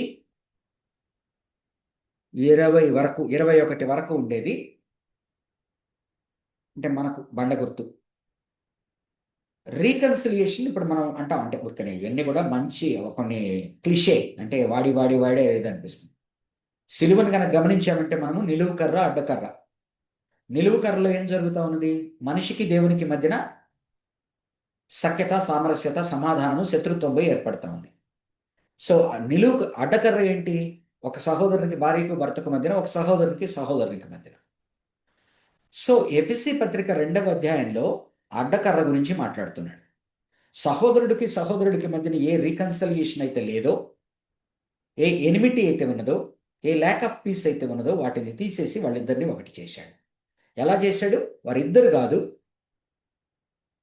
వాడు వీడు కాదు, మూడో వ్యక్తి బయలుదేరాడు. వీడి ఐడెంటిటీ లేదు, వాడి ఐడెంటిటీ లేదు, is a new man. So ఇక్కడ ఏంటంటే నిలువు కర్ర గురించి మాట్లాడుతున్నాడు. దేవుడు మనిషితో రీకన్సైల్ అవుతాం. మనిషిని చంపివేయవలసింది పోయి మధ్యలో సెంటర్ పాయింట్లో సిలువ మీద క్రీస్తుని పెట్టి, క్రీస్తు వలన క్రీస్తు బ్రిడ్జిగా ఏర్పడాడు. ఇట్లా అర్థం చేసుకుని, మన పాపము వలన కర్ర ఉంది, అంటే నా ఎక్స్ప్లెనేషన్, కర్ర ఉంది, అట్నుంచి ఇటు రావాలి దేవుడు. మన పాపం వలన దేవుడు అట్నుంచి ఇటు దాటి రాలేడు. మనం ఇట్నుంచి అటు వెళ్ళలేము ఈ నిలువు కర్రలు. ప్రభు ఏం చేస్తున్నాడు? మధ్యలో వారధిలాగా. ఇప్పుడు మనం ఇటుకి అటుకి పోవడానికి వెస్ట్ గోదావరి, ఈస్ట్ గోదావరిలో తాటి దుంగ వేసి ఉంటారు, దాటిపోలేము. ఆ తాటి దుంగ తెలుసు కదా మీకు, ఒక చెట్టు వేస్తారు, ఒక్కరు మాత్రం నడుచుకుంటున్నారు. అలా నిలువు కర్రలో ఏం జరుగుతూ ఉందంటే, మన పాపము వలన దేవుడు అటువైపు ఉన్నాడు, మనిషి ఇటువైపు ఉన్నాడు. అన్క్రాసబుల్ బ్యారియర్ ఉన్నది. ఆయన బ్యారియర్ని ఎలా బ్రేక్ చేస్తున్నా అంటే, మధ్యలో ప్రభువును బలిగా ఇచ్చి, నా టెర్మినాలజీ అంతే అండి, అర్థం చేసుకోండి, అటునుంచి ఇటు దాటి వస్తున్నాడు. ఎఫెసీ పత్రికలో ఏం చేస్తున్నాడు? ఎఫెసీ పత్రికలో ఆయన 2 చేతులు చాచి చనిపోయాడు. ఇటు సహోదరుడు ఒకడున్నాడు, ఇటు సహోదరుడు, ఇటు యూదుడు ఉన్నాడు, ఇటు అన్యుడు ఉన్నాడు. వీళ్ళిద్దరూ అన్క్రాసబుల్ బ్యారియర్స్ ఫామ్ అయిపోయినాయి, అడ్డుగోడలను వాడతాడు. యేసు ప్రభు వారు ఏం చేశారు? అటుపక్క నుంచి ఇటుపక్కకి ఎవడు వెళ్ళాడు, ఇటుపక్క నుంచి అటుపక్క ఎవడు వెళ్ళాడు. అంత తీవ్రమైన శత్రుత్వాలు ఏర్పడ్డాయి. యేసు ప్రభు వారు ఆయన అక్కడ మరణించినప్పుడు ఏం జరుగుతోందంటే, ఆ నిలువుదానిలో యూదుడు అన్యుడి వైపు క్రాస్ చేసి చేయగలపగలుగుతున్నాడు, అన్యుడు ఇటు వచ్చి యూదుడితో చేయగలగలుగుతున్నాడు. సెంటర్లో ఏమవుతా ఉందంటే, నో లాంగర్ ఇంక యూదుడు కాదు, అన్యుడు కాదు. యేసు ప్రభు చేసిన దీన్ని బట్టి వాడు మూడవ వ్యక్తి అయ్యాడు, క్రైస్తవుడయ్యాడు. So 2 Corinthians 5th chapter 11 to 21 verses talks about God's reconciliation with man through Jesus Christ. Ephesians 2nd chapter లో it talks about because of Jesus Christ and through Jesus Christ one man is reconciling with another man. So ఈ బేసిక్ది మనం ఒక cardinal principal అర్థం చేసుకోవాలి. 6th chapter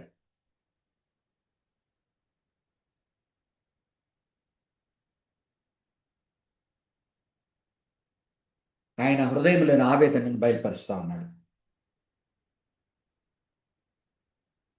3rd verse నుంచి చూడండి. We put no stumbling block in anyone's path so that our ministry will not be discredited. 6th chapter 3rd verse.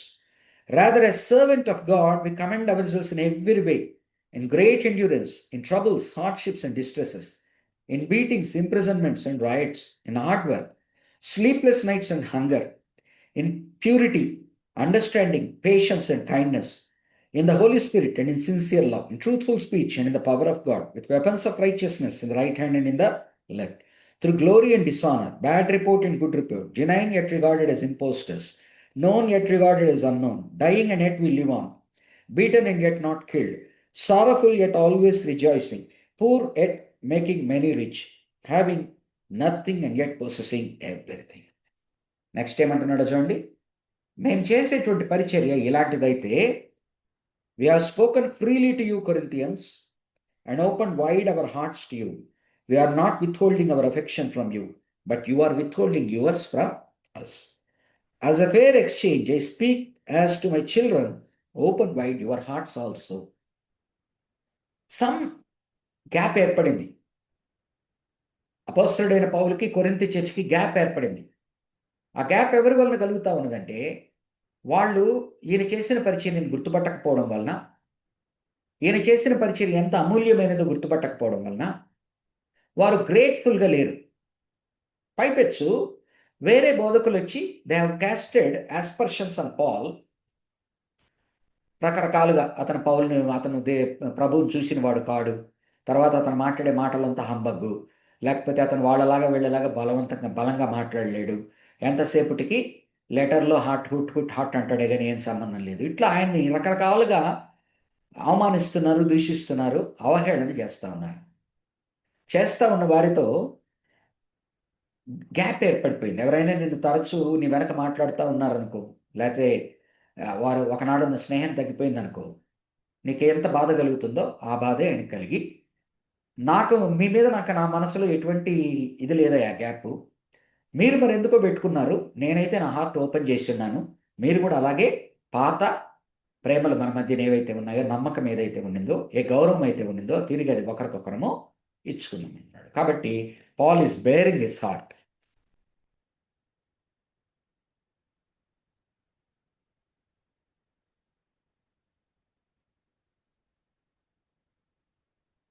Fourteenth verse నుంచి 18th verse వరకు 14th verse నుంచి 18th verse వరకు చిన్నగా వీళ్ళు ఏదో ఒక రకంగా ప్యాగన్ బిహేవియర్లోకి వెళ్తూ ఉన్నారు. 1 కొరింథియన్స్లోనూ మనం చూసాం ప్యాగన్ ఇన్ఫ్లుయెన్సెస్. సో 2 కొరింథియన్స్లో మరలా చెడు స్నేహాలు అంటే ఏంటి, లోక స్నేహాలలోకి వెళ్తూ ఉన్నారు. బయట నుంచి వచ్చిన బోధకులు కూడా వాళ్ళ బోధల ద్వారా కానీ, వీళ్ళు వచ్చి వీళ్ళ నాంది దాని ఏమంటారు, వీళ్ళ మూలాలు ప్యాగన్ అనగా అన్యుల మూలాలు కనుక తిరిగి అన్యుల మూలాల్లోకి వెళ్తూ ఉన్నారు. కాబట్టి ఆయన డైరెక్ట్గా చెప్తా ఉన్నాడు, ఎట్టి పరిస్థితులలో అన్యులతో మీరు పొత్తు పెట్టుకొనకండి, వారితో పెళ్లి సంబంధాలు, వాళ్ళతో సహవాసాలు, దేవునిని బెలియాలను ఇద్దరిని మీరు తృప్తి పరచలేరు అనేటువంటిది చెప్తాడు. కాబట్టి మీరు ఏ విధముగా పరిశుద్ధముగా ఉండాలా. దేవుడు అన్నిటికన్నా హేట్ చేసినది ఐడలేటర్ని. మీరు మరలా తిరిగి ఏదో కారణంగా కనుక వెనక్కి వెళ్తా ఉంటే జాగ్రత్త పడండి అని, అంటే ఆ సమస్య అనేది ఉన్నదని మనం 1 కొరింథియన్స్లో చూసాం ఆల్రెడీ. ఏంటి, వాళ్ళు ప్యాగన్ ఇన్ఫ్లుయెన్సెస్ వాళ్ళ మీద ఉన్నాయి.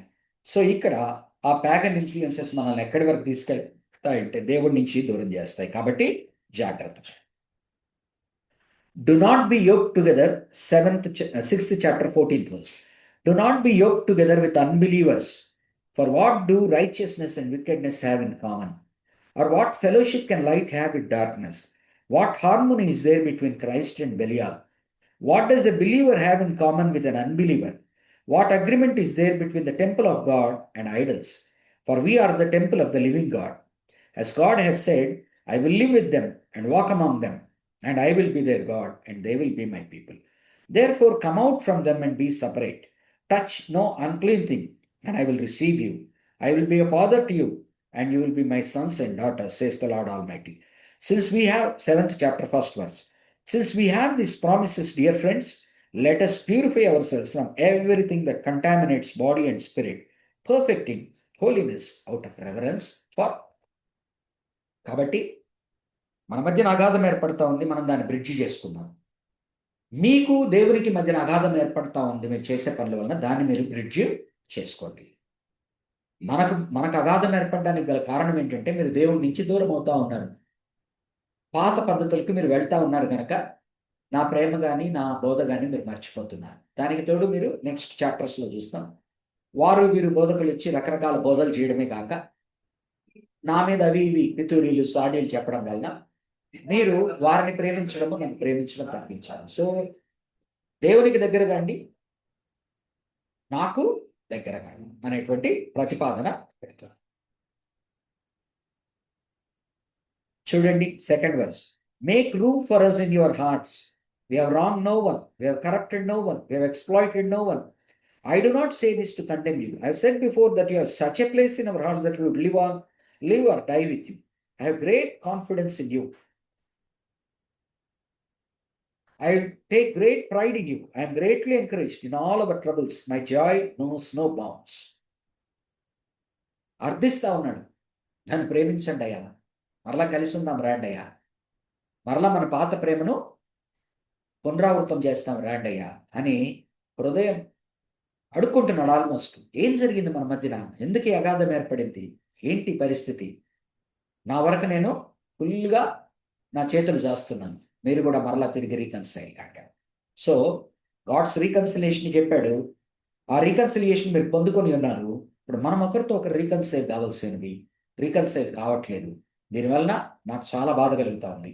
మోరోవర్ మీరు దారి తప్పిపోయేటువంటి ప్రమాదము అది. కాబట్టి మనము తిరిగి మంచి మార్గంలోకి రావాలి అనుకో.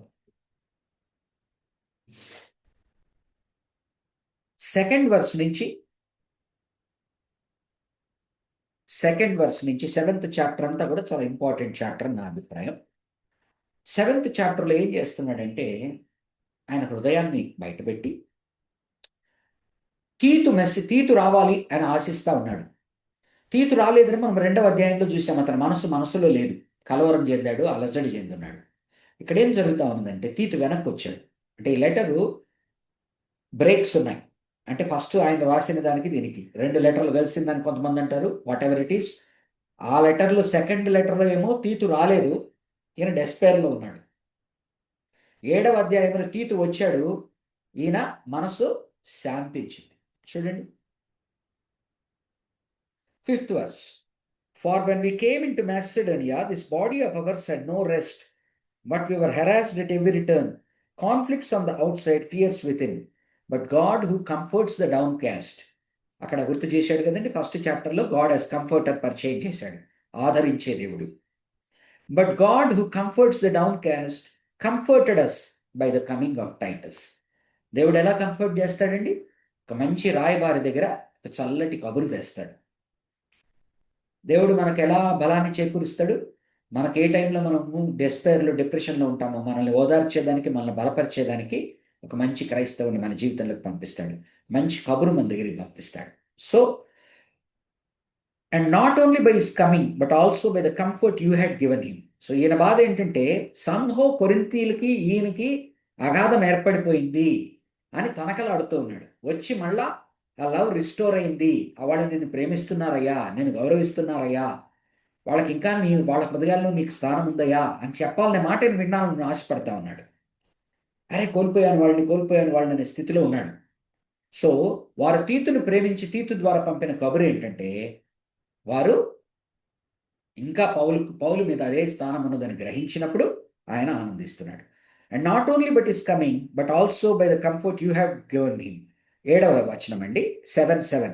He told us about your longing for me, your deep sorrow, your ardent concern for me, so that my joy was greater than. భార్యాభర్తలు తగులాడుకున్న తర్వాత ఆ బాధ ఎలా ఉంటుందండి? భార్యాభర్తలు తగులాడుకొని మాట్లాడుకోకుండా ఒకరి మీద ఒకరికి ఇదన్నప్పుడు అశాంతి, అసమాధానం తిరిగి మళ్ళా రిస్టోర్ అయ్యేంత వరకు కూడా ఇంట్లో పీస్ ఉండదు, మనసులో ఆనందం ఉండదు, సమాధానం ఉండదు. అట్నే అపోస్తలుడైన పౌలు తన కుటుంబంగా భావించే వీరితో అగాధం ఏర్పడినప్పుడు సంపూర్ణంగా తల్లడిల్లిపోతున్నాడు. ఇప్పుడు ఏం జరిగింది? ఎప్పుడైతే భార్యాభర్తలు ఒకరితో ఒకరు తిరిగి మళ్ళా నేను చేసింది తప్పు, సారీ, నేను అలా అని ఉండకూడదు, నేను అలా మాట్లాడి ఉండకూడదు, నిజంగా నేను అన్న ఉద్దేశం అది కాదు, ఫర్ వాట్ ఎవర్ రీజన్స్ అన్నిటి మాట్లాడుకున్నప్పుడు మళ్ళీ that peace gets restored, the relation gets restored. So ఎప్పుడైతే తీతు ద్వారా కబురు వచ్చిందో ఈయనకేంటంటే మళ్ళా ఆ ఆనందం అవధులు దాటిపోతా ఉంది. తన కుటుంబాన్ని కోల్పోయానేమో అని బాధపడుతున్నాడు. ఇప్పుడు తన కుటుంబం తను అర్థం చేసుకుంది, ప్రేమించింది, క్షమించింది, ఒకరి మధ్యన ఒక రిలేషన్స్ రిస్టోర్ అయ్యా అన్నప్పుడు హ్యాపీగా ఫీల్ అవుతున్నాడు. అప్పుడు అంటున్నాడు చూడండి, ఎందుకు ఇదంతా అయింది? అపోస్తలుడైన పౌలు ఒక లెటర్ రాశాడు, చెప్పాలనుకున్నవి గట్టిగా చెప్పేశాడు. చెప్పిన దాని ద్వారా చెప్పాడు, కానీ చెప్పిన దాన్ని వాళ్ళు ఎలా రిసీవ్ చేసుకున్నారో ఇతనికి భయంగా ఉంది. సో అంటున్నాడు, even if I cause you sorrow by my letter, I do not regret it. మిమ్మల్ని బాధ పెట్టించుండొచ్చు నా ఉద్దేశం, నా ఉత్తరం, కానీ నేను దాని గురించి ఎటువంటి పశ్చాత్తాపం పడ్డం లేదు, ఎటువంటి రిగ్రెట్ లేదు. Though I did regret it, I see that my letter I hurt you, but only for little fire. అవును, కొంత బాధ కలిగింది, ఎందుకని మిమ్మల్ని బాధ పెట్టాను, కానీ ఎంతవరకు బాధ పెట్టింది అది?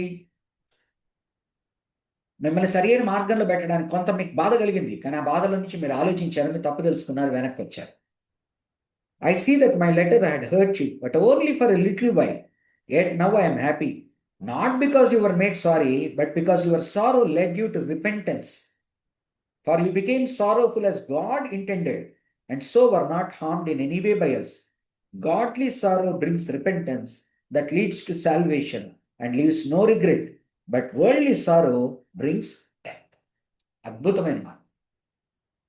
నిజమైన పశ్చాత్తాపము మనిషికి రక్షణ ఇస్తుంది.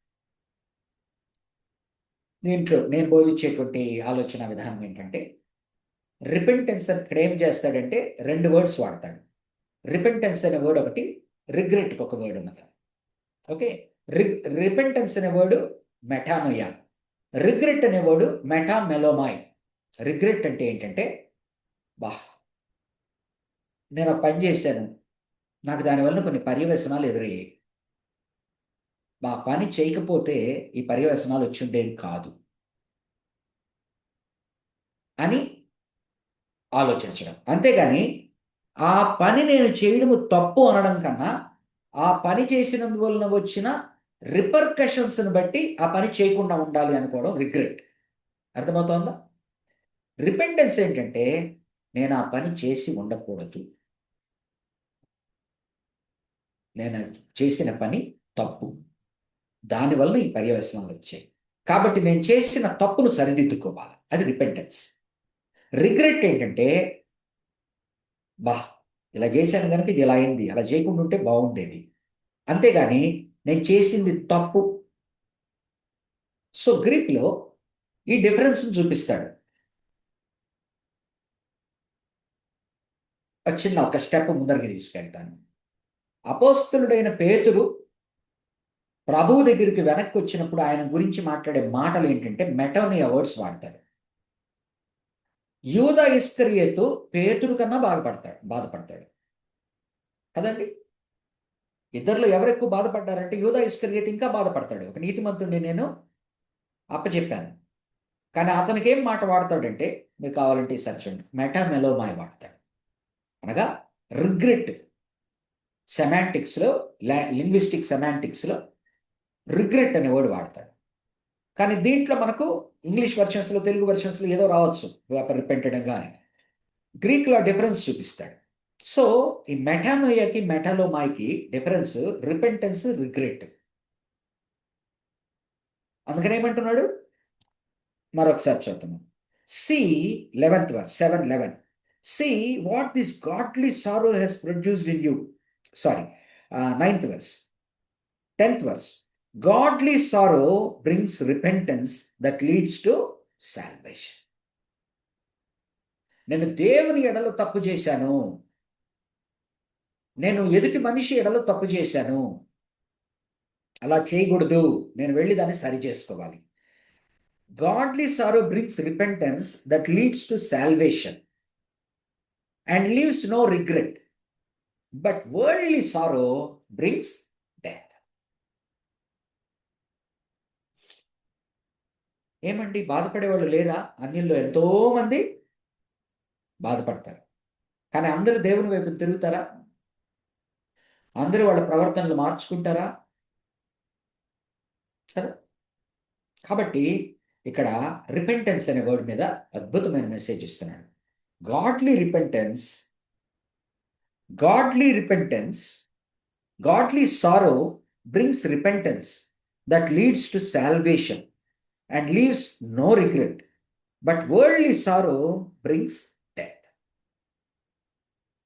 సి ఏం చేస్తున్నది గాడ్లీ సారో ఎలాగని ప్రవర్తించింది వీళ్ళలో? See what this godly sorrow has produced in you.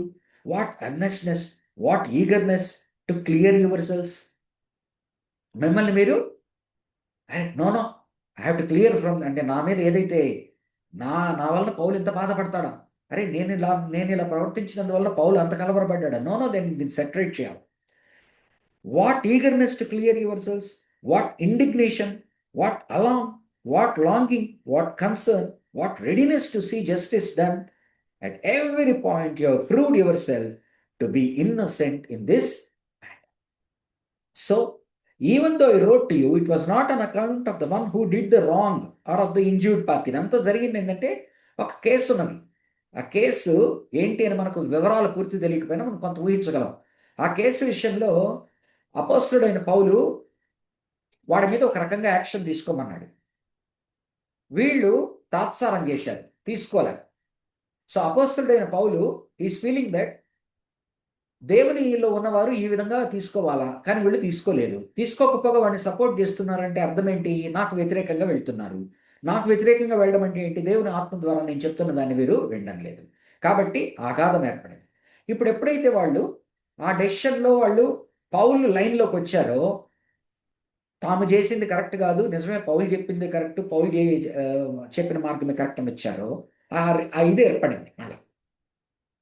So even though I wrote to you, it was not on account of the one who did the wrong or of the injured party, but rather that before God you could see for your selves how devoted to us you are. By all this we're encouraged. అంటే అల్టిమేట్గా ఏమంటున్నా అంటే పౌలు, దేవుని ఆత్మ ద్వారా ఒక ప్రాబ్లంని ఎలా deal చేయాలో నాకు ఆత్మ చెప్తున్నది, దాన్ని నేను మీకు సలహా ఇచ్చాను, దాన్ని మీరు కనుక నిర్వర్తించి ఉంటే మంచి జరిగి ఉండేది ఆత్మీయంగా. కానీ మీరు దాన్ని చేయకపోవడం ద్వారా నన్ను, నా దేవుడి ఆత్మ ద్వారా వచ్చిన దాన్ని మీరు శంకించారు. అండ్ ఎవరో చెప్పిన మాటలు, అంటే వాడు చేసిన వాడిని మీరు ఏదో భయంతోనో, భక్తితోనో, లేకపోతే ప్రేమతోనో వాడి తట్టు మొక్కారు. కానీ వాడు దేవుని యందున్న వారు వాడిని అలా కాదు, ఇలా ట్రీట్ చేయాలి. సో ఎప్పుడైతే అదంతా సెటరైట్ అయిందో అంత మళ్ళా రీకన్సైల్ అయింది. Okay. In addition to our own 13th verse, by all this we are encouraged. In addition to this, so even though I wrote to you, it was not an account. In addition to our own encouragement, we were especially delighted to see how happy Titus was, because his spirit has been refreshed by all of you. I had boasted to him about you, and you have not embarrassed me. But just as everything we said to you was true, so our boasting about you to Titus has proved to be true.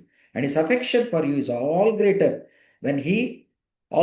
when he remembered that you are all obedient పౌలు కోరుకున్నది వాళ్ళ నుంచి ఏంటండి? That you are all obedient, receiving him with fear, apostolic authority, with fear and trembling. I'm glad I can have complete confidence. So ఎక్కడికి వస్తా ఉంది ఇది? Paul with the spirit of the God and with his apostolic authority, he has tackled a problem in Corinth and he has offered a solution. But the local church has bypassed Paul's advice and for fear or favor, they did not follow his orders. So Paul was forced to write a harsh letter. రాశాడు, కానీ రాసిన తర్వాత నుంచి అతనికి ఇంకా relations worsen అయినట్టుగా అనిపించింది. So నా వాళ్ళని కోల్పోయానేమో, మరీ పరిచయంగా మాట్లాడానేమో, అండ్ నేను చెప్పింది కరెక్ట్, ఇట్లా మానసిక సంఘర్షణలో ఉన్నాడు. కాబట్టి ఆయనకు కావాల్సిన ఆదరణ ఏంటంటే ఇప్పుడు అటు పక్కన వాళ్ళు ఈయన ఏ లైన్ అయితే చెప్పాడో దాన్ని ఫాలో కావడం, దానివల్ల ఆ ఒబీడియన్స్ ద్వారా ఇతన్ని అపోజల్గా అంగీకరించడం, తర్వాత ఏం చెప్పాడు అంటే మన మంచి కొరకే చెప్పాడు అని వాళ్ళు అర్థం చేసుకోవడం, ఇటువంటి వాటి ద్వారా ఆయనకు ఉపశమనము కలుగుతుంది. తన మనసుకు, తన ఆత్మకు, పరిచర్యలో తనకి అపోజల్గా దేవుని ఆత్మతో ఏదైతే చెప్తున్నాడు. ఇవి వారు చేయనప్పుడు మాట మాట నడుస్తూ ఉంది. లెటర్ రాస్తున్నాడు, రాసిన తర్వాత మళ్ళా సందేహిస్తున్నాడు, తటపటాయిస్తున్నాడు, ఇది ఇంకా వర్షమైందేమో అని. ఈ పరిస్థితుల్లో తీతును పంపించాడు. తీతు వెనక్కి వచ్చి అయ్యా ఆల్ ఈజ్ వెల్ అనేంత వరకు అతనికి ఉపశమనం లేదు. ఉండబట్టలేకపోతున్నాడు, కూర్చోలేకపోతున్నాడు, నిల్చుకోలేకపోతున్నాడు. ఒక పక్కన పరిచర్య నడుస్తూ ఉన్నది, కానీ మనసు పెట్టలేకుండా ఉన్నాడు. ఎప్పుడైతే తీతు వచ్చి ఈ మంచి కబురు చెప్పాడో ఆయనకి తనకు ఇవ్వాల్సిన మర్యాద దొరికింది. తను చెప్పిన రీతిగా వాళ్ళు నడుచుకున్నారు. తను చెప్పిన రీతిగా అంటే తన ఉద్దేశంలో దేవుని ఆత్మ ద్వారా చేయవలసిన పని ఇది, డిసిప్లైన్లో. సో ఈ విధంగా రీకన్సిలియేషన్ జరిగింది. Okay, so one more thing what we have to understand is for reconciliation to happen, you have to understand when people have the Spirit of God and when biblically they give some advice. When you follow it, there will be reconciliation. ఈనాడు పాస్టర్స్గా face చేసే difficulty ఏంటి? With the help of the God spirit they see the problem in the church, they see the problem in a believer or believers family, and they softly suggest, try to guide them, and from the pulpit try to indirectly address the problem. అప్పుడు అతని మాట ఖాతరు చేయకుండా వాళ్ళు చేసేది వాళ్ళు చేసుకుంటూ పోతూ ఉన్నారనుకోండి, ఏం జరుగుతుంది? దూరం పెరుగుతూ ఉంటుంది, దూరం పెరుగుతూ ఉంటుంది. సో ఆ కోపం మీద ఇతను ఇంకొకసారి వాళ్ళని కరెక్ట్ చేయాలి, ఇంకొకటి అగ్రెసివ్ అవుతాడు, ఇంకా రిలేషన్స్ వర్సన్ అవుతాయి. బేసిక్గా ఏమి లోపిస్తూ ఉన్నది? Obedience, authority. తర్వాత ఇతను మన మంచి కొరకే చెప్తున్నాడు అనేటువంటి ఫీలింగ్ లేకపోవడం, మనల్ని టార్గెట్ చేస్తున్నాడు అనుకోవడం, ఇటువంటి వాటి వల్ల ఏం జరుగుతుంది? సమాధానము కోల్పోతాం. కానీ ఒక సేవకుడు ఎందుకు చెప్తాడు? ఒక వ్యక్తితో కానీ ఒక కుటుంబంతో కానీ పుల్పిట్ మీద నుంచి కానీ కొన్ని మ్యాటర్స్ ఎందుకు అడ్రస్ చేస్తాడు? Because from his, let it be limited biblical knowledge, by the Spirit of God in prayer, he finds this is the problem with that man or woman, this is the problem with that family, this is the problem with the church అని దాన్ని address చేస్తున్నప్పుడు వారు కూడా దాన్ని ఆ విధంగా address చేసిన దాన్ని ఆ విధంగా అర్థం చేసుకోకుండా కరెక్షన్ చేసుకోకపోతే ఏమవుతుంది? చిన్నగా రిలేషన్స్ డిస్టర్బ్ అవుతా ఉంటాయి. కాబట్టి ఈ టైప్ ఆఫ్ ఇది ఇక్కడ జరుగుతూ ఉన్నది. వాళ్ళు ఎప్పుడైతే పాల్ లైన్లోకి వచ్చారో he's happy, the relations were restored. కాబట్టి this is one of the ఒక ఇంపార్టెంట్ ఇది. నెక్స్ట్ వీక్ చూద్దామండి 8 to 13 చాప్టర్స్, ఎందుకంటే ఇట్ విల్ ఇక్కడి నుంచి షిఫ్ట్ అవుతుంది, వేరే దీంట్లోకి వెళ్తుంది. కాబట్టి నెక్స్ట్ వారం చూద్దాం. ఏదైనా డౌట్స్ ఉంటే నేను షార్ట్గా ముగించాను, 7:20కి తీసుకున్నట్టున్నాను, 8:35 అయింది. బట్ నెక్స్ట్ 5 చాప్టర్స్ హరీ అవ్వాల్సి వస్తుంది. మీకు బహుశా డిసెంబర్ 1 నుంచి హాలిడేస్ అని చెప్పారా? ఎస్ సార్, అవును సార్. ఒకవేళ మీకు పాసిబుల్ అంటే మీరు పెట్టండి, నెక్స్ట్ వీక్ నేను తీసుకుంటాను. కొరింథియన్స్ అయిపోతుంది. ఒకవేళ ఈ వారంలో కనుక ఎప్పుడైనా కుదిరినా ఏదైనా గ్యాప్ వచ్చినా తీసుకుంటాను, అడుగుతాను జాన్ని. లేదు నెక్స్ట్ బుధవారం కలుద్దాము అనుకుంటే కొరింథియన్స్ ముగిచ్చేస్తాను. సో దట్ మనము ఈ బిఫోర్ ద బ్రేక్ నెక్స్ట్ ఇయర్లోకి ఎంటర్ అయ్యే లోపల అట్లీస్ట్ ఒక ప్రాపర్ వేలో ఆపడం అవుతుంది. బట్ మీకు కనుక ఒకవేళ కుదరదు ఫస్ట్ తర్వాత అనుకుంటే let this break be like that. ఈరోజు నేను ఈ 5 చాప్టర్లు ఉండి రష్ కావడం కన్నా I feel that these are important episodes. తీసుకోండి సార్. సరే సార్, మీరు ఏం లేదు, జాన్కి నేను చెప్తాను, జాన్ పెడతాడు are you ready for next Wednesday class అని. రెడీ అయితే రెడీ. ఒకవేళ జాన్ అడుగుతాను ఏదైనా ఈ వీక్లో ఏదైనా ఖాళీ ఉందేమో చూస్తాను, లేకపోతే నెక్స్ట్ బుధవారం మామూలుగా క్లాస్ తీసుకొని దాంతో క్లోజ్ చేసేస్తాం, మనం క్రిస్మస్ సీజన్లోకి వెళ్ళవచ్చు. ఓకే, మరి ఏదైనా డౌట్స్ ఉంటే అడగండి, ఎనీథింగ్ ఈరోజు డిస్కస్ చేసిన దాన్ని బట్టి కానీ. మీ ఎగ్జామ్ ఎప్పుడు ఉంటుంది సార్ మాకు? సార్ ఎగ్జామ్ పేపర్ ఏమైనా ఎగ్జామ్ ఉంటుందా? గురించి ఏమి ఎక్కువ వరీ కాకండి సార్. మీరు వినడం నేర్చుకోవడం, మీరు దాన్ని ఏంటంటే ఒక ముందర కన్నా కూడా కొంత మేము ఈసారి మాట్లాడుతుంటే మాకు కొద్దిగా ఇది వచ్చిందంటే అది చాలు. అది మీరు దాన్ని ఏమంటారు, ఇది కలిగిందా లేదా టెస్ట్ చేయడానికే చేస్తున్నాం కానీ not for too much of ఇది. So don't worry. Okay, don't worry about exams. అంటే ఎగ్జామ్స్ వల్ల ఉన్నది ఏంటంటే సార్, ఒకటి ఎగ్జామ్లో విల్ బి టెస్టెడ్. రెండోది ఏంటంటే ఎగ్జామ్ వలన మనము ఒక రికగ్నిషన్ టైప్ వస్తుంది, మంచి మార్కులు నేను బాగా రాసినటువంటివి వస్తాయి, అది ఉంది. But at the same time ఏంటంటే మనది ఎట్లయినా మన ఎగ్జామ్స్ అంతా కూడా ఒక కాంపిటేటివ్ స్పిరిట్ది. అండ్ అది కూడా అవసరం లేదు, మీకు మీరు ప్రతి క్లాస్లో ఇన్వాల్వ్ అయ్యారు. సింపుల్ సార్, మా లాజిక్ అంటే ఈ కోర్సును తీసుకో, మీరే కారణాలుగా వచ్చినా మనం కలుసుకున్న దాని ద్వారా, ఏ లెక్చరర్ చెప్పిన దాని ద్వారా మీరు ఎంటర్ అయినప్పటికీ బయటికి వెళ్ళేటప్పటికి కొంత నింపుకొని మీ పరిచర్యకి ఉపయోగపడేటువంటి ఆత్మీయంగా మీరు కొంత అది లాభపడేటట్టుగా కొంత మీ పరిచర్యకి యాడ్ చేయగలిగితే చాలు. బికాస్ వీఆర్ ఇంటూ మీరందరూ కూడా ఏంటంటే టేకింగ్ దిస్ డిగ్రీ, దీంతో పాటు వెళ్ళి ఏదో పాస్టర్గా చేయాలనే దానికన్నా అటువంటి ఉంటే మీరు వేరే చూస్ చేసుకునేవాళ్ళు. ఇది మీరు మీ జీల్ని బట్టి మనం నేర్చుకోవాలా, but at the same time దాని నుంచి ఒక డిగ్రీ రావాలని కోరుకుంటున్నవారు మీరందరూ.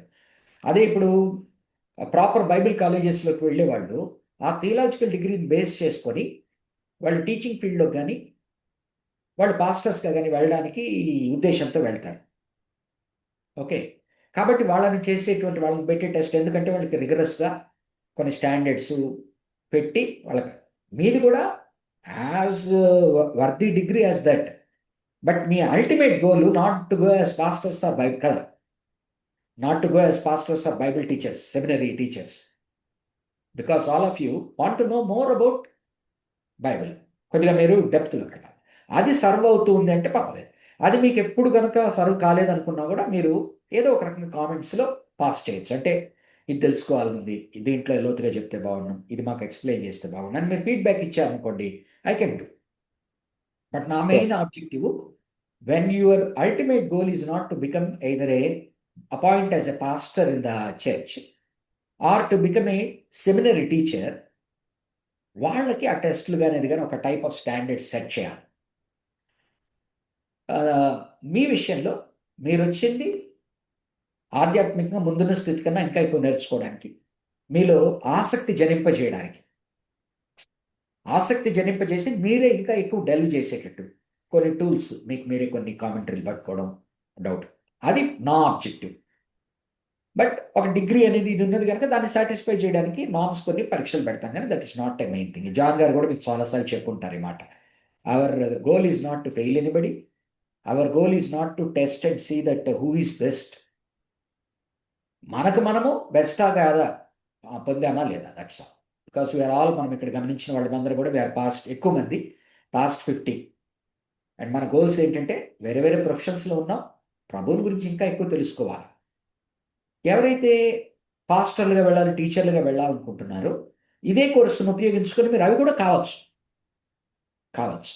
కానీ నా ఉద్దేశంలో మెజారిటీ ఆఫ్ ద గ్రూపు అది విజన్ కాదు. కాబట్టి let it be sufficient to say that let us not concentrate more on exams, but whatever is given is to test that whether you have క్లాసుల్లో ఉండి అసలు విన్నారా. మీకు పర్సనల్గా లోపల సాటిస్ఫాక్షన్ ఏముండాలి అంటే నేను ఆగస్టులో చేరినప్పటికీ, ఇది మళ్ళా నెక్స్ట్ ఒక 6 నెలలు ముగిసినప్పటికీ, నేను ఒక చాప్టర్ గురించి కొంత ఎక్కువ నేర్చుకున్నాను. నా 1.5 అవర్ వేస్ట్ కాలేదు. నేను కొంత ఎదిగాను. నాకు ఎక్కడైనా మాట్లాడాల్సినప్పుడు ఉపయోగపడుతుంది. అండ్ నాకు అర్థం కావడానికి కూడా కొంత ఇన్పుట్ దొరికింది. ఇది దొరికితే, ఇది కనుక మేము ఫుల్ఫిల్ అయితే మా జాబ్ చాలన్నట్టుగా నా ఉద్దేశం, నా పర్సనల్ అభిప్రాయం. Okay sir. ఎనీ డౌట్స్ అండి? ఇంకేదైనా డౌట్స్ ఉన్నాయా? ఒక చిన్న మాట సార్. చెప్పండి. ఇప్పుడు పౌలు ఏది చెప్పినా గానీ దైవావేశంగా ఒకటి, లేదంటే దైవికపరమైన ఆత్మ చేత మాట్లాడాడు. ఎస్. ప్రతిది కూడా మనం అలాగే తీసుకుంటాం కదా. So yes. ఎదుటివారు బాధపడినప్పుడు మనము కొంచెం తగ్గించుకొని, సరే వాళ్ళ విషయంలో మనం బాధపడ్డాము, తీతు వచ్చాడు, సంతోషపడ్డాము. మరి కొన్నిసార్లు అన్నారు, బతిలాడుతున్నాడు ఆయన, మీరు ఎందుకు నన్ను చేర్చుకోండి హృదయంలో అంటే. ఇలా చెప్పడం వల్ల తనను తాను తగ్గించుకున్న ఏమన్నా అవుతారా అంటే, ఈయనే అయ్యింది మిస్టేక్ కూడా, చేశాడు. అయ్యింది కూడా. ఇప్పుడు నెక్స్ట్ వచనాల్లో మనం ఎవరు, నవీన్ గారా మాట్లాడడము? అవును, అవును సార్, అవును ఓకే. సార్. ఇదే మనం చూస్తాం. నెక్స్ట్ ఏమంటాడంటే, మీకు ఎవరు సరేంటేనయ్యా, మీకు బడిత పట్టుకొని వచ్చి కొట్టేవాళ్ళే సరి, ఉమ్, నేను కాదు. నేనేమో మిమ్మల్ని పిల్లల్లాగా ప్రేమించి, ఏ తల్లిదండ్రి అయినా కూడా నెక్స్ట్ చాప్టర్స్లో చూస్తాం, ఏ తల్లిదండ్రి ఓకే. అయినా పిల్లల కొరకు చేరుస్తాడు. నేను కూడా అలాగే మీ కొరకు చేర్చాను. ఏ పిల్లలు తండ్రుల కొరకు చేర్చారు, తల్లిదండ్రుల కొరకు తండ్రులు చేశారు. మీకు ఎవడు సరే అంటే, మీకు ఎవడైతే కర్ర పట్టుకొని కొడతాడో వాడే సరే మీకు. నేను అలా చేయలేకపోతున్నాను, ఇది నా బలహీనత అని అన్నట్టుగా అంటాడు. అంటే ఏంటి? ఆయన క్రీస్తు ప్రేమను పొందుకున్నవాడుగా, ఆయన అందుకనే కదా ఈ లెటర్లో పదే పదే అంటాడు, నాకు బడిత కర్ర పట్టుకొని మిమ్మల్ని చేసేటువంటి అపోస్టోలిక్ అథారిటీ నాలో ఉన్నది, కానీ నేను అది ఉపయోగించట్లేదు. మాకు ఇవ్వబడిన అథారిటీ మిమ్మల్ని బిల్డ్ చేయడానికి, బ్రేక్ చేయడానికి కాదు అని అంటాడు పదే పదే. ఈరోజు కూడా గమనించండి, చాలాసార్లు చర్చిలో కూడా ఎట్టయిపోతుంది, అదే సమాజంలో కూడా మంచివాడు చేతగాని వాడుగా కనిపిస్తాడు. ఎస్. తగ్గినవాడు వాడికి చేతకాకి తగ్గాడు అనుకుంటారు. కానీ క్రీస్తు ప్రేమ వల్ల తగ్గామనేది అర్థం చేసుకునేవాడు చాలా తక్కువ. చర్చిల్లో కూడా చూడండి, ఏ పాస్టర్ అయితే స్ట్రాంగ్గా బిహేవ్ చేస్తాడో, ఏ పాస్టర్ అయితే అథారిటేటివ్గా బిహేవ్ చేస్తాడో, ఏ పాస్టర్ అయితే రెబ్యూక్ చేసి దాన్ని కరెక్ట్ చేయడానికి కరెక్టివ్ మెజర్స్ కూడా తీసుకునేవాడు కాబట్టి తీసేయడానికి అటువంటి ఎక్కడ తొక్కాలో బతుకుతారో వాళ్ళకి భయపడుతున్నారు ప్రజలు. అవునా కాదా నవీన్ గారు? ఎస్, ఎస్ అండి, అదే అండి సమస్య. ఎవరైతే అన్న నువ్వు నేను మనం సమానమయ్యా, నువ్వు ఇలా ఉండాలి ఇలా ఉండాలంటే వాడిని, ఎట్టయితే మనం జీసస్ ఫ్రెండ్ అనుకుంటాం, ఈ పాస్టర్ని కూడా వీడు మనోడే అంటే అట్లా అయిపోయింది. ఇది లోక నైజం, ఇది అంటే ఆ లోక ఆ నైజం. విషయంలో పాస్టర్ గారు ఏదో మిస్టేక్ చేశారు నిజమేరా అనుకుంటారు వీళ్ళు, ఈ కొంత అంటే అంటే ఏం సగం సగం తగ్గుతున్నాడు జ్ఞానం ఉన్న అంటే వాళ్ళు. సమస్య. ఇట్లు ఇట్లుంటుంది నవీన్. ఏం తగ్గుతున్నాడు అంటే సంథింగ్ ఏదో లేకుండా నేను తగ్గడు కదా, నేను చర్చిలో ఉండడానికి తగ్గుతున్నాడు అంతే. ఎస్, అదే సమస్య. అంతేగాని క్రీస్తు ప్రేమ వలన తగ్గుతున్నామని కానీ అది అర్థం చేసుకోరు. ఎందుకంటే ఆ మెచ్యూరిటీ ఇది రాదు, కొంతమందిలోనే ఉంటుంది కదా. కాబట్టి అపోస్తలుడైన పౌలు ఫేస్ చేస్తున్న ప్రాబ్లం కూడా అదే. ఒక వచనం చూపిస్తాను చూడండి, 2 కొరింథియన్స్ తీయండి.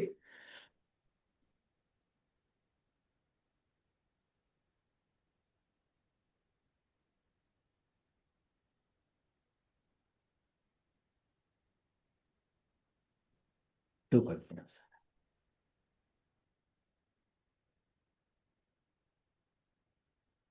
12th verse, 10th chapter 12th verse చదువుతున్నాను.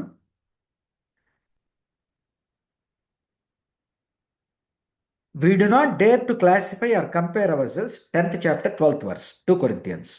We do not dare to classify or compare ourselves with some who commend themselves. When they measure themselves by themselves and compare themselves with themselves, they are not wise. We, however, will not boast beyond proper limits, but will continue our boasting to the field God has assigned to us, a field that reaches even to you. We are not going too far in our boasting, as would be the case if we had not come to you.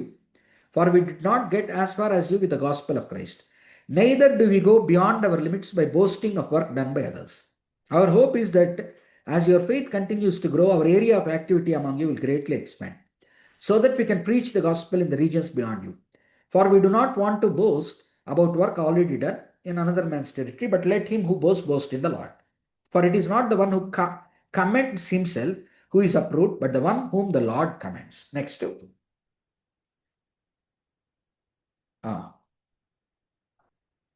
7th verse, 11th chapter, 7th verse. Was it a sin for me to lower my self in order to elevate you by preaching the gospel of God to you free of charge? చెప్పాను కదా, కట్నం లేని పెళ్లి కొడుకు పరిస్థితి అంది. అది అవును. నేను డబ్బులు తీసుకోకుండా చేశాను, దానివల్ల వాళ్ళు ఏమంటున్నారు? అతనికి అతని విలువ ఎంతో తెలుసయ్యా, కాబట్టే అతను తీసుకోవట్లేదు. నెక్స్ట్ 13వ అధ్యాయంలో డీల్ చేస్తాడు. ఓకేనయ్యా, నేను తీసుకోలేదు, నా మీద ఇంకో అభాండం ఏమేస్తున్నారు మీరు? ఆయన తన అసిస్టెంట్స్ని పంపించి ఏదో ఒక రకంగా స్క్వీజ్ చేస్తున్నాడని. నేను తీతుని పంపించాను, తిమోతిని పంపించాను, వాళ్ళు ఎవరైనా మిమ్మల్ని స్క్వీజ్ చేశారా అని అడుగుతాడు. అంటే మేము డబ్బుల కొరకు చేయట్లేదయ్యా, మీరేమనుకుంటున్నారంటే డబ్బుల కొరకు చేస్తేనే మా విలువ మేము అసెస్ చేసినట్టు మీరు అనుకుంటున్నారు, మేము ఎంతసేపటికి మేము ఫ్రీగా పొందాం, ఫ్రీగా ఇవ్వాలనుకుంటున్నాము అని ఈయన. Next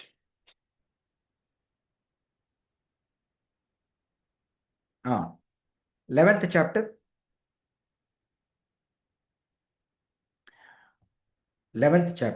19th verse. You gladly put up with fools since you are so wise. వ్యంగ్యం. మీకు వాళ్ళే సరయ్యా, మీరేం వయసు. In fact you even put up with anyone who enslaves you.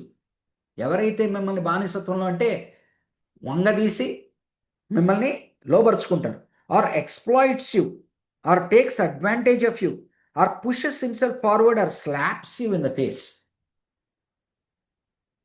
To my shame, వ్యంగ్యం, I admit that we were too weak for that.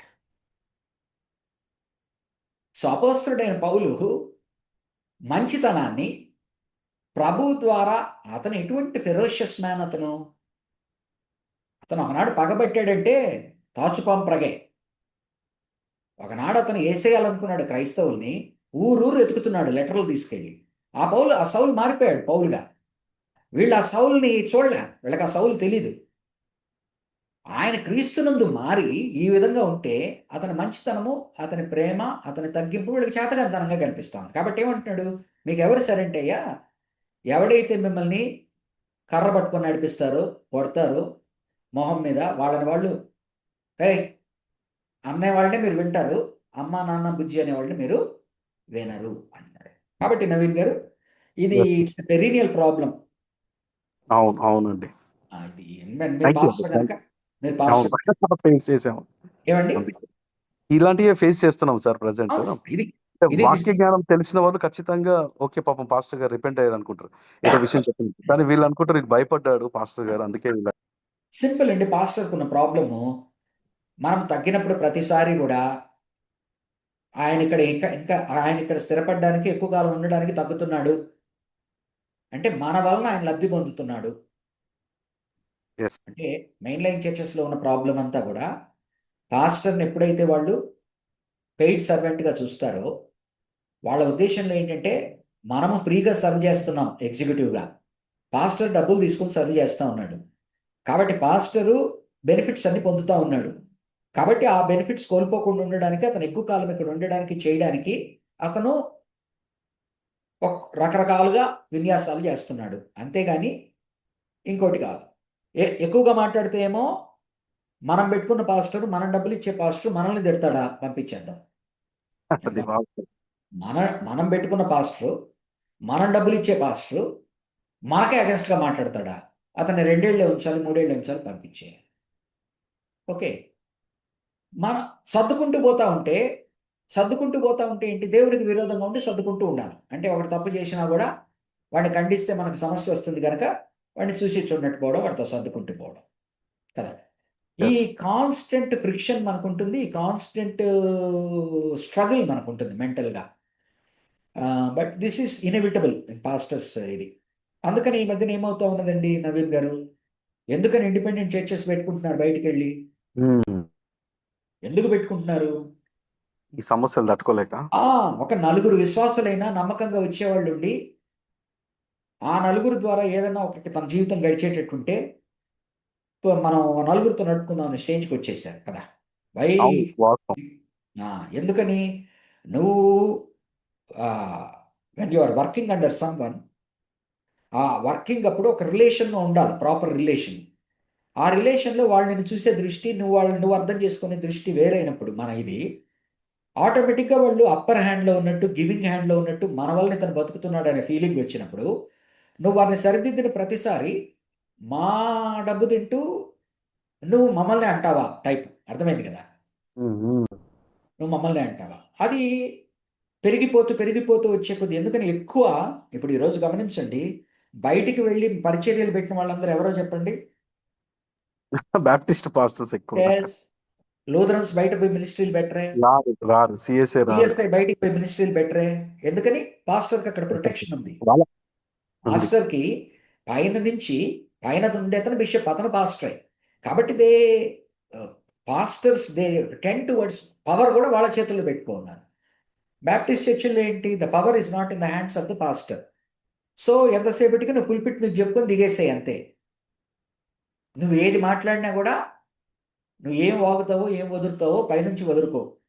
కిందకు వచ్చిన తర్వాత నువ్వు ఊరికనే మేము అడిగితే ప్రార్థన చేయాలా, మేము పిలిస్తే మా ఇంటికి రావాలా, అంతే. అంతకు మించి ఇంకా నీకు నువ్వు ఊరికనే ఎక్కువ. పేరుకు మాత్రం పాస్టర్ గారు, పాస్టర్ గారు, దైవసేవకుడు, దైవజనుడు. కానీ జరిగేది ఏంటంటే మా చెప్ప చేతుల్లో ఉండాలా అని. అది ఉన్నంత వరకు ఇంక ఇంత ఇట్టే ఉంటుంది కదా నవీన్ గారు. అదే సార్, అదే అది దీన్ని ఎవరు ఎలా సాల్వ్ కావాలి ఇది అనేది సమస్య. ఇది కాదు సార్, బ్యాప్టిస్ట్ ఆర్గనైజేషన్లో కాదు. ఇది బ్యాప్టిస్ట్ ఆర్గనైజేషన్లో మన కాన్స్టిట్యూషనే we are pitted against each other.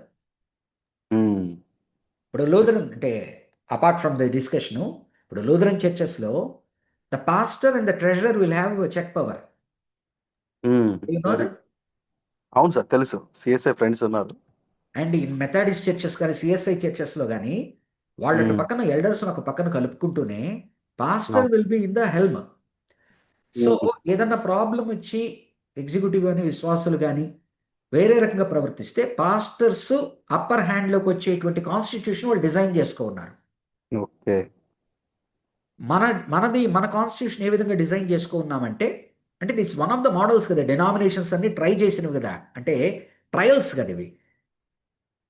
అంటే అవును. ఈ డినామినేషన్స్ అన్నీ కూడా ట్రయల్స్. ఈరోజు మనము మన డినామినేషన్ ఈ గొప్పతనం ఉందా, ఆ గొప్పతనం ఉందని మనం చెప్పుకోవచ్చు, కానీ all denominations have started as trials, అంటే ట్రయల్ బేసిస్. మనది ఏంటంటే ఇట్ ఈస్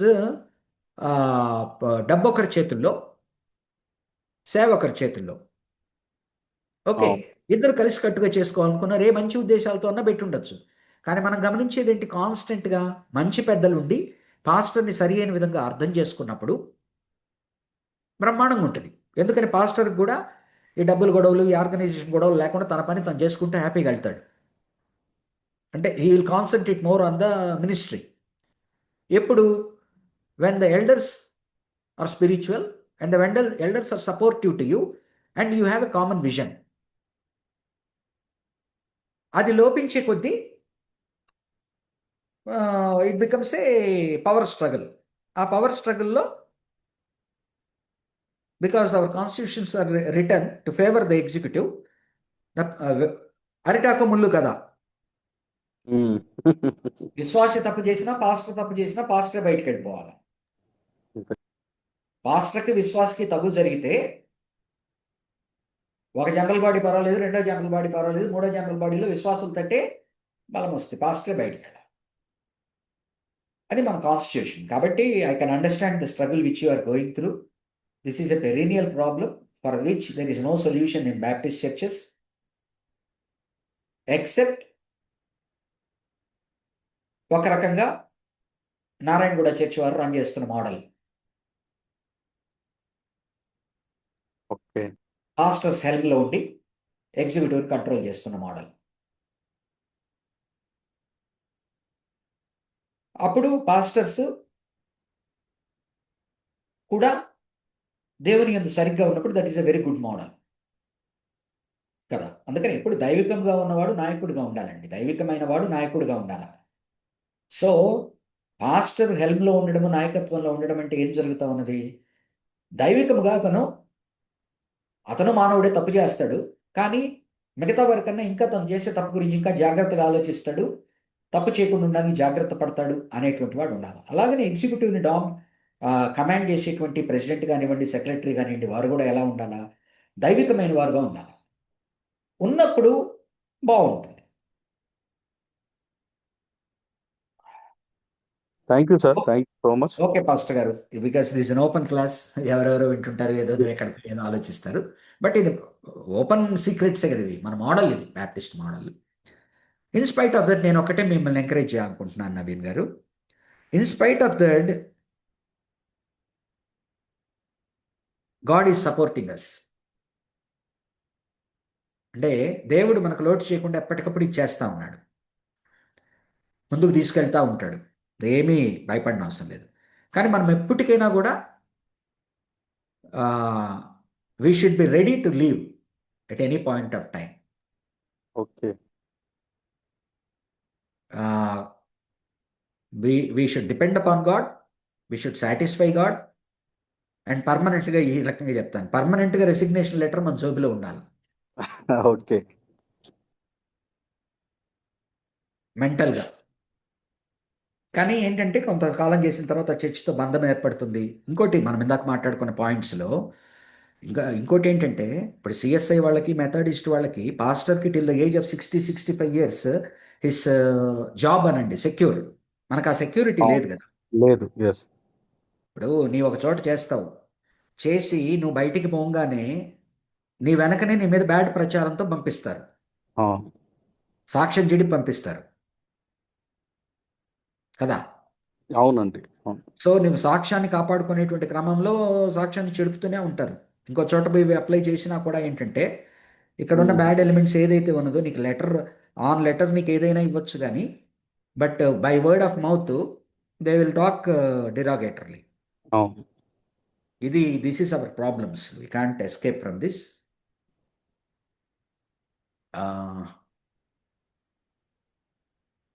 ఎందుకంటే అంతా మన సహోదరులే, ఎవరిని అనకూడదు. But this is the struggle we are having, we have to bear with this.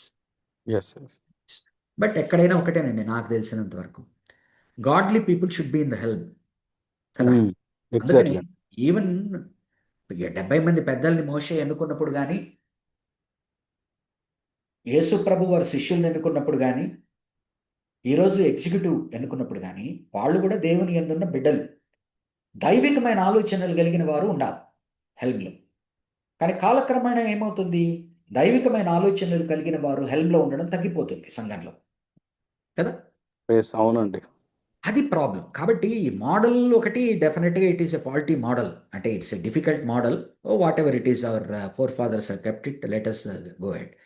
But ఎప్పుడైతే నీకు దైవికమైన వారు హెల్మ్లో ఉంటారో, ఎగ్జిక్యూటివ్లో దైవికమైన వారు పాస్టర్ల దీంట్లో ఉంటారో, అప్పుడు ఏ ప్రాబ్లం ఉండదు. ఏ ఒక్కరు లేకపోయినా కూడా ప్రాబ్లం స్టార్ట్ అవుతుంది కదా. అవునండి. క్వశ్చన్ హార్డ్లీ ఇంకొక 5 ఇయర్స్, మేబీ 10 ఇయర్స్ ఉంటుంది కావచ్చు సార్. ఈ బ్యాప్టిస్ట్ చర్చెస్లలో ఉన్న సీనియర్స్ కొంతమంది ఉన్నారు, అంటే ఇంకా పాత ప్రేమలను కొనసాగిస్తున్నారు. నా బాధ ఏంటంటే ఇంకొక 5 ఇయర్స్ తర్వాత వచ్చే యూత్ పిల్లలు కానీ కమిటీలకు వస్తే వారు ఏం చేస్తారు అని కొంచెం భయం ఉంది సార్. బ్యాప్టిస్ట్ సిద్ధాంతం ఏమైపోతుందో అని కొంచెం భయం అవుతుంది. అంటే ఇప్పుడు ఉన్న వాళ్ళు అంత స్పిరిచువల్ గా ఉన్న వాళ్ళలాగా నెక్స్ట్ జనరేషన్ వాళ్ళు ఉండరా అనేది భారము, నాకు ఐడియా లేదు, కొంచెం భయం అయింది దాని అసలు విషయం. ఎంతవరకు వాక్యం తెలిసిన వాళ్ళు ఉన్నారు గమనించండి. అదే సమస్య అండి కొంచెం. నేను నిన్న రాత్రి బైబిల్ స్టడీలో కూడా అదే మొత్తుకున్నాను, హెబ్రీ 5 చెప్తున్నప్పుడు. సో నెక్స్ట్ తరం అంతా కూడా వాక్యం తెలియని వారు, అండ్ ఆల్రెడీ యొక్క బ్యాప్టిస్ట్ సంఘాల్లో ఉన్న తగువులు ఇవన్నీ చూస్తూ మౌల్డ్ చేయబడుతున్న వాళ్ళు నెక్స్ట్ ఇద్దరు లోపలన్నా ఉంటారు, ఉండి ఇలాగనే తయారవుతారు, లేకపోతే బయటికి వెళ్ళిపోతారు. ఇది జరుగుతా ఉంది. Let us see. ప్రేర్ చేద్దాం అంతే అండి. అంతే అంతే సార్. Thank you. ఓకే అండి, ప్రార్థన చేస్తాం. పరిశుద్ధమైన దేవనైనా నీ కృపాభరితమైన హస్తాలకు సంఘముగా మమ్మల్ని భద్రపరుచుకుంటున్నాను. నీ యొక్క వాక్యాన్ని నేర్చుకోవాలని, నీ వాక్యాన్ని నాయన ధ్యానించి దాని యందు ఎదగాలని కోరుకున్న ఈ బిడ్డలందరినీ నీ చేతులకు సమర్పించుకుంటూ, వారు ఏ ఆలోచనతో అయితే దీనిలోకి వచ్చారో అది నెరవేరగలిగినట్లుగాను, ఈ కోర్సు అయ్యేలోపు వారు ఇంకా ఎక్కువ జ్ఞానము సంపాదించుకోగలిగినట్లుగాను, మరి ప్రభు వారు నీ కొరకు ఏ పనులైతే చేయాలని ఆసక్తి కలిగి ఉన్నారో ఆ పనులు చేయగలిగినట్లుగా వారిని ఆశీర్వదించి దీవించమని, నీ ఘనత కొరకు మహిమ కొరకు నాయన వారిని వాడుకొనమని, నన్ను మరి పాస్టర్ గారు నవీన్ గారిని ఇంకా ఎవరైతే సేవలో ఉన్నారో వారిని తండ్రి ఈ యొక్క కొరింథీ పత్రికలో మాట్లాడుతున్న మాటల ద్వారా పౌలు ఏ విధముగా అయితే వెళ్ళాడో ఉన్న కాపర్లందరూ కూడా ఈ యొక్క సమస్యలు గుండా వెళ్తూ ఉండగా దాన్ని నవీన్ గారు తరచూ ఎత్తి చూపుతూ ఉండగా, అవును నాయన, కష్టతరమైన పరిచర్య, కానీ ప్రభు నీ మాట వింటే ఆశీర్వాదం. ఇర్మియాతో చెప్పిన మాటలే మరొకసారి గుర్తు చేసుకుంటున్నాము నాయన. నీవు నా మాటలు విని భయపడకుండా నీవు చేసిన ఎడల ఎవడూ నిన్ను భయపెట్టలేడు. ఒకవేళ నా మాటలు వినకుండా చేసిన ఎడల ప్రతి ఒక్కడు భయపెట్టడమే కాకుండా నేనే నిన్ను భయపెట్టడం ప్రారంభిస్తాను అని ఇచ్చిన వాగ్దానం గుర్తు చేసుకుంటూ, నాయన, ప్రస్తుత సంఘాల్లో ప్రవక్త పరిచర్య ఎంతో అవసరమున్నదని నేను నమ్ముతున్నాను. తప్పిపోతున్న సంఘాన్ని వాక్యముతో సరిదిద్దేటువంటి క్రమములో ధైర్యంగా శక్తివంతమైన వాక్యం మాట్లాడుతూ నిన్ను తృప్తిపరుస్తూ ముందుకు వెళ్ళాలి. ఆచారపరమైన క్రైస్తవత్వంలోకి వెళ్ళిపోతున్న మా సంఘాలని కుదిపి మరలా తిరిగి పితరులు కలిగిన ఆలోచనల్ని నిలబెట్టి బలపరచాలంటే ప్రవక్తల పరిచర్యలనైనా మా సంఘాల్లో జరగవలసి ఉన్నది గనక అట్టి ప్రవక్త ఆత్మను ప్రతి కాపరికి దయచి, మరి ప్రభు, ఎప్పుడైతే ప్రవక్తగా నీ యొక్క మాటను విని నీ బోధన చేస్తామో మరి నీవు మాకు తోడుగా ఉంటావని వాగ్దానం ఇచ్చావు గనక ఏ భయము లేదు, ఏ బెరకు లేదు నాయన. అవును తండ్రి, మా యొక్క కుటుంబాలకు కావాల్సినది ఒక చర్చి వదిలి వెళ్తే ఇంకొక చర్చిలో ఉండేటువంటి కష్టాలు ఇవన్నీ ఉంటూ ఉన్నప్పటికీ కాన్స్టెంట్ ఫ్యాక్టర్గా నీవున్నాం. You are the constant anchor which we have. కాబట్టి ప్రభు, అనిశ్చితమైన చంచలమైన మనుషుల మీద ఆధారపడ్డం కన్నా నీ మీద, నీ వాగ్దానాల మీద, నీవిచ్చిన ఏదైతే ధైర్యం ఇస్తున్నావో దాని మీద మేము ఆధారపడి నీ వాక్యమును ఉన్నదన్నట్టు బోధించుకుంటూ ముందుకు సాగగలిగినట్లుగా ప్రేమతో సత్యాన్ని చెప్పేటువంటి కృపను మాకు దయచేసి, మరి ప్రభు, మేము చెప్పే విధానములు, బోధించే విధానములు మరి ప్రభు సరళముగా ఉండవలసిన సమయంలో సరళముగా, కఠినముగా ఉండవలసిన సమయంలో కఠినముగా, మరి ప్రభు ఏ విధముగా ఎక్కడ ఎవరితో ఎలాగున పులిపిట్ నుంచి మాట్లాడాలో మాకు నేర్పిస్తూ మమ్మలను తండ్రి బలపరచమని, చేపట్టుకుని నడిపించమని ప్రత్యేకంగా నవీన్ పాస్టర్ గారి కొరకు ప్రార్థిస్తున్నాను నాయన. ఆయన ఏ స్థితిలో ఉన్నాడో వెళ్తున్నాడో మరి ప్రభు, ఆయన నువ్వు బలపరచు. ఆయన పట్ల నీ కృపా కనికరమును చూపు. మరి ప్రభు, ఆయన చేపట్టిన పరిచర్యను ఆయన విజయవంతముగా చేయగలిగినట్లుగా, మరి ప్రభు, పరిచర్యను చేపట్టిన వారికి ఏ లోటు లేదని నువ్వు సెలవిస్తున్నావు. కాబట్టి ఆయనకి ఏ లోటు లేకుండా ఆయన బలపరిచి ఆయన ముందుకు తీసుకెళ్ళి దీవించు. అలాగే మా విద్యార్థులందరినీ గుర్తు చేసుకుంటూ వారు వారి జీవితంలో ఇప్పుడు ఏ స్థితిలో ఉన్నారో మాకు తెలియదు నాయన. మరి వాటినన్నింటినీ కూడా నీవెరుగుదు. కాబట్టి వారున్న మానసిక పరిస్థితులు, వారు ఎదుర్కొంటున్న మానసిక సంఘర్షణలు, వారు నాయన దేని గుండా అయితే వెళ్తున్నారో వాటిని నీ చేతులకు సమర్పించుకుంటూ వారికి ఉపశమనాన్ని కలిగించమని కొరింథీ పత్రికలో ఈరోజు చెప్తున్నాను నాయన. యువర్ గాడ్ ఆఫ్ కంఫర్ట్, ఆదరించే దేవుడు.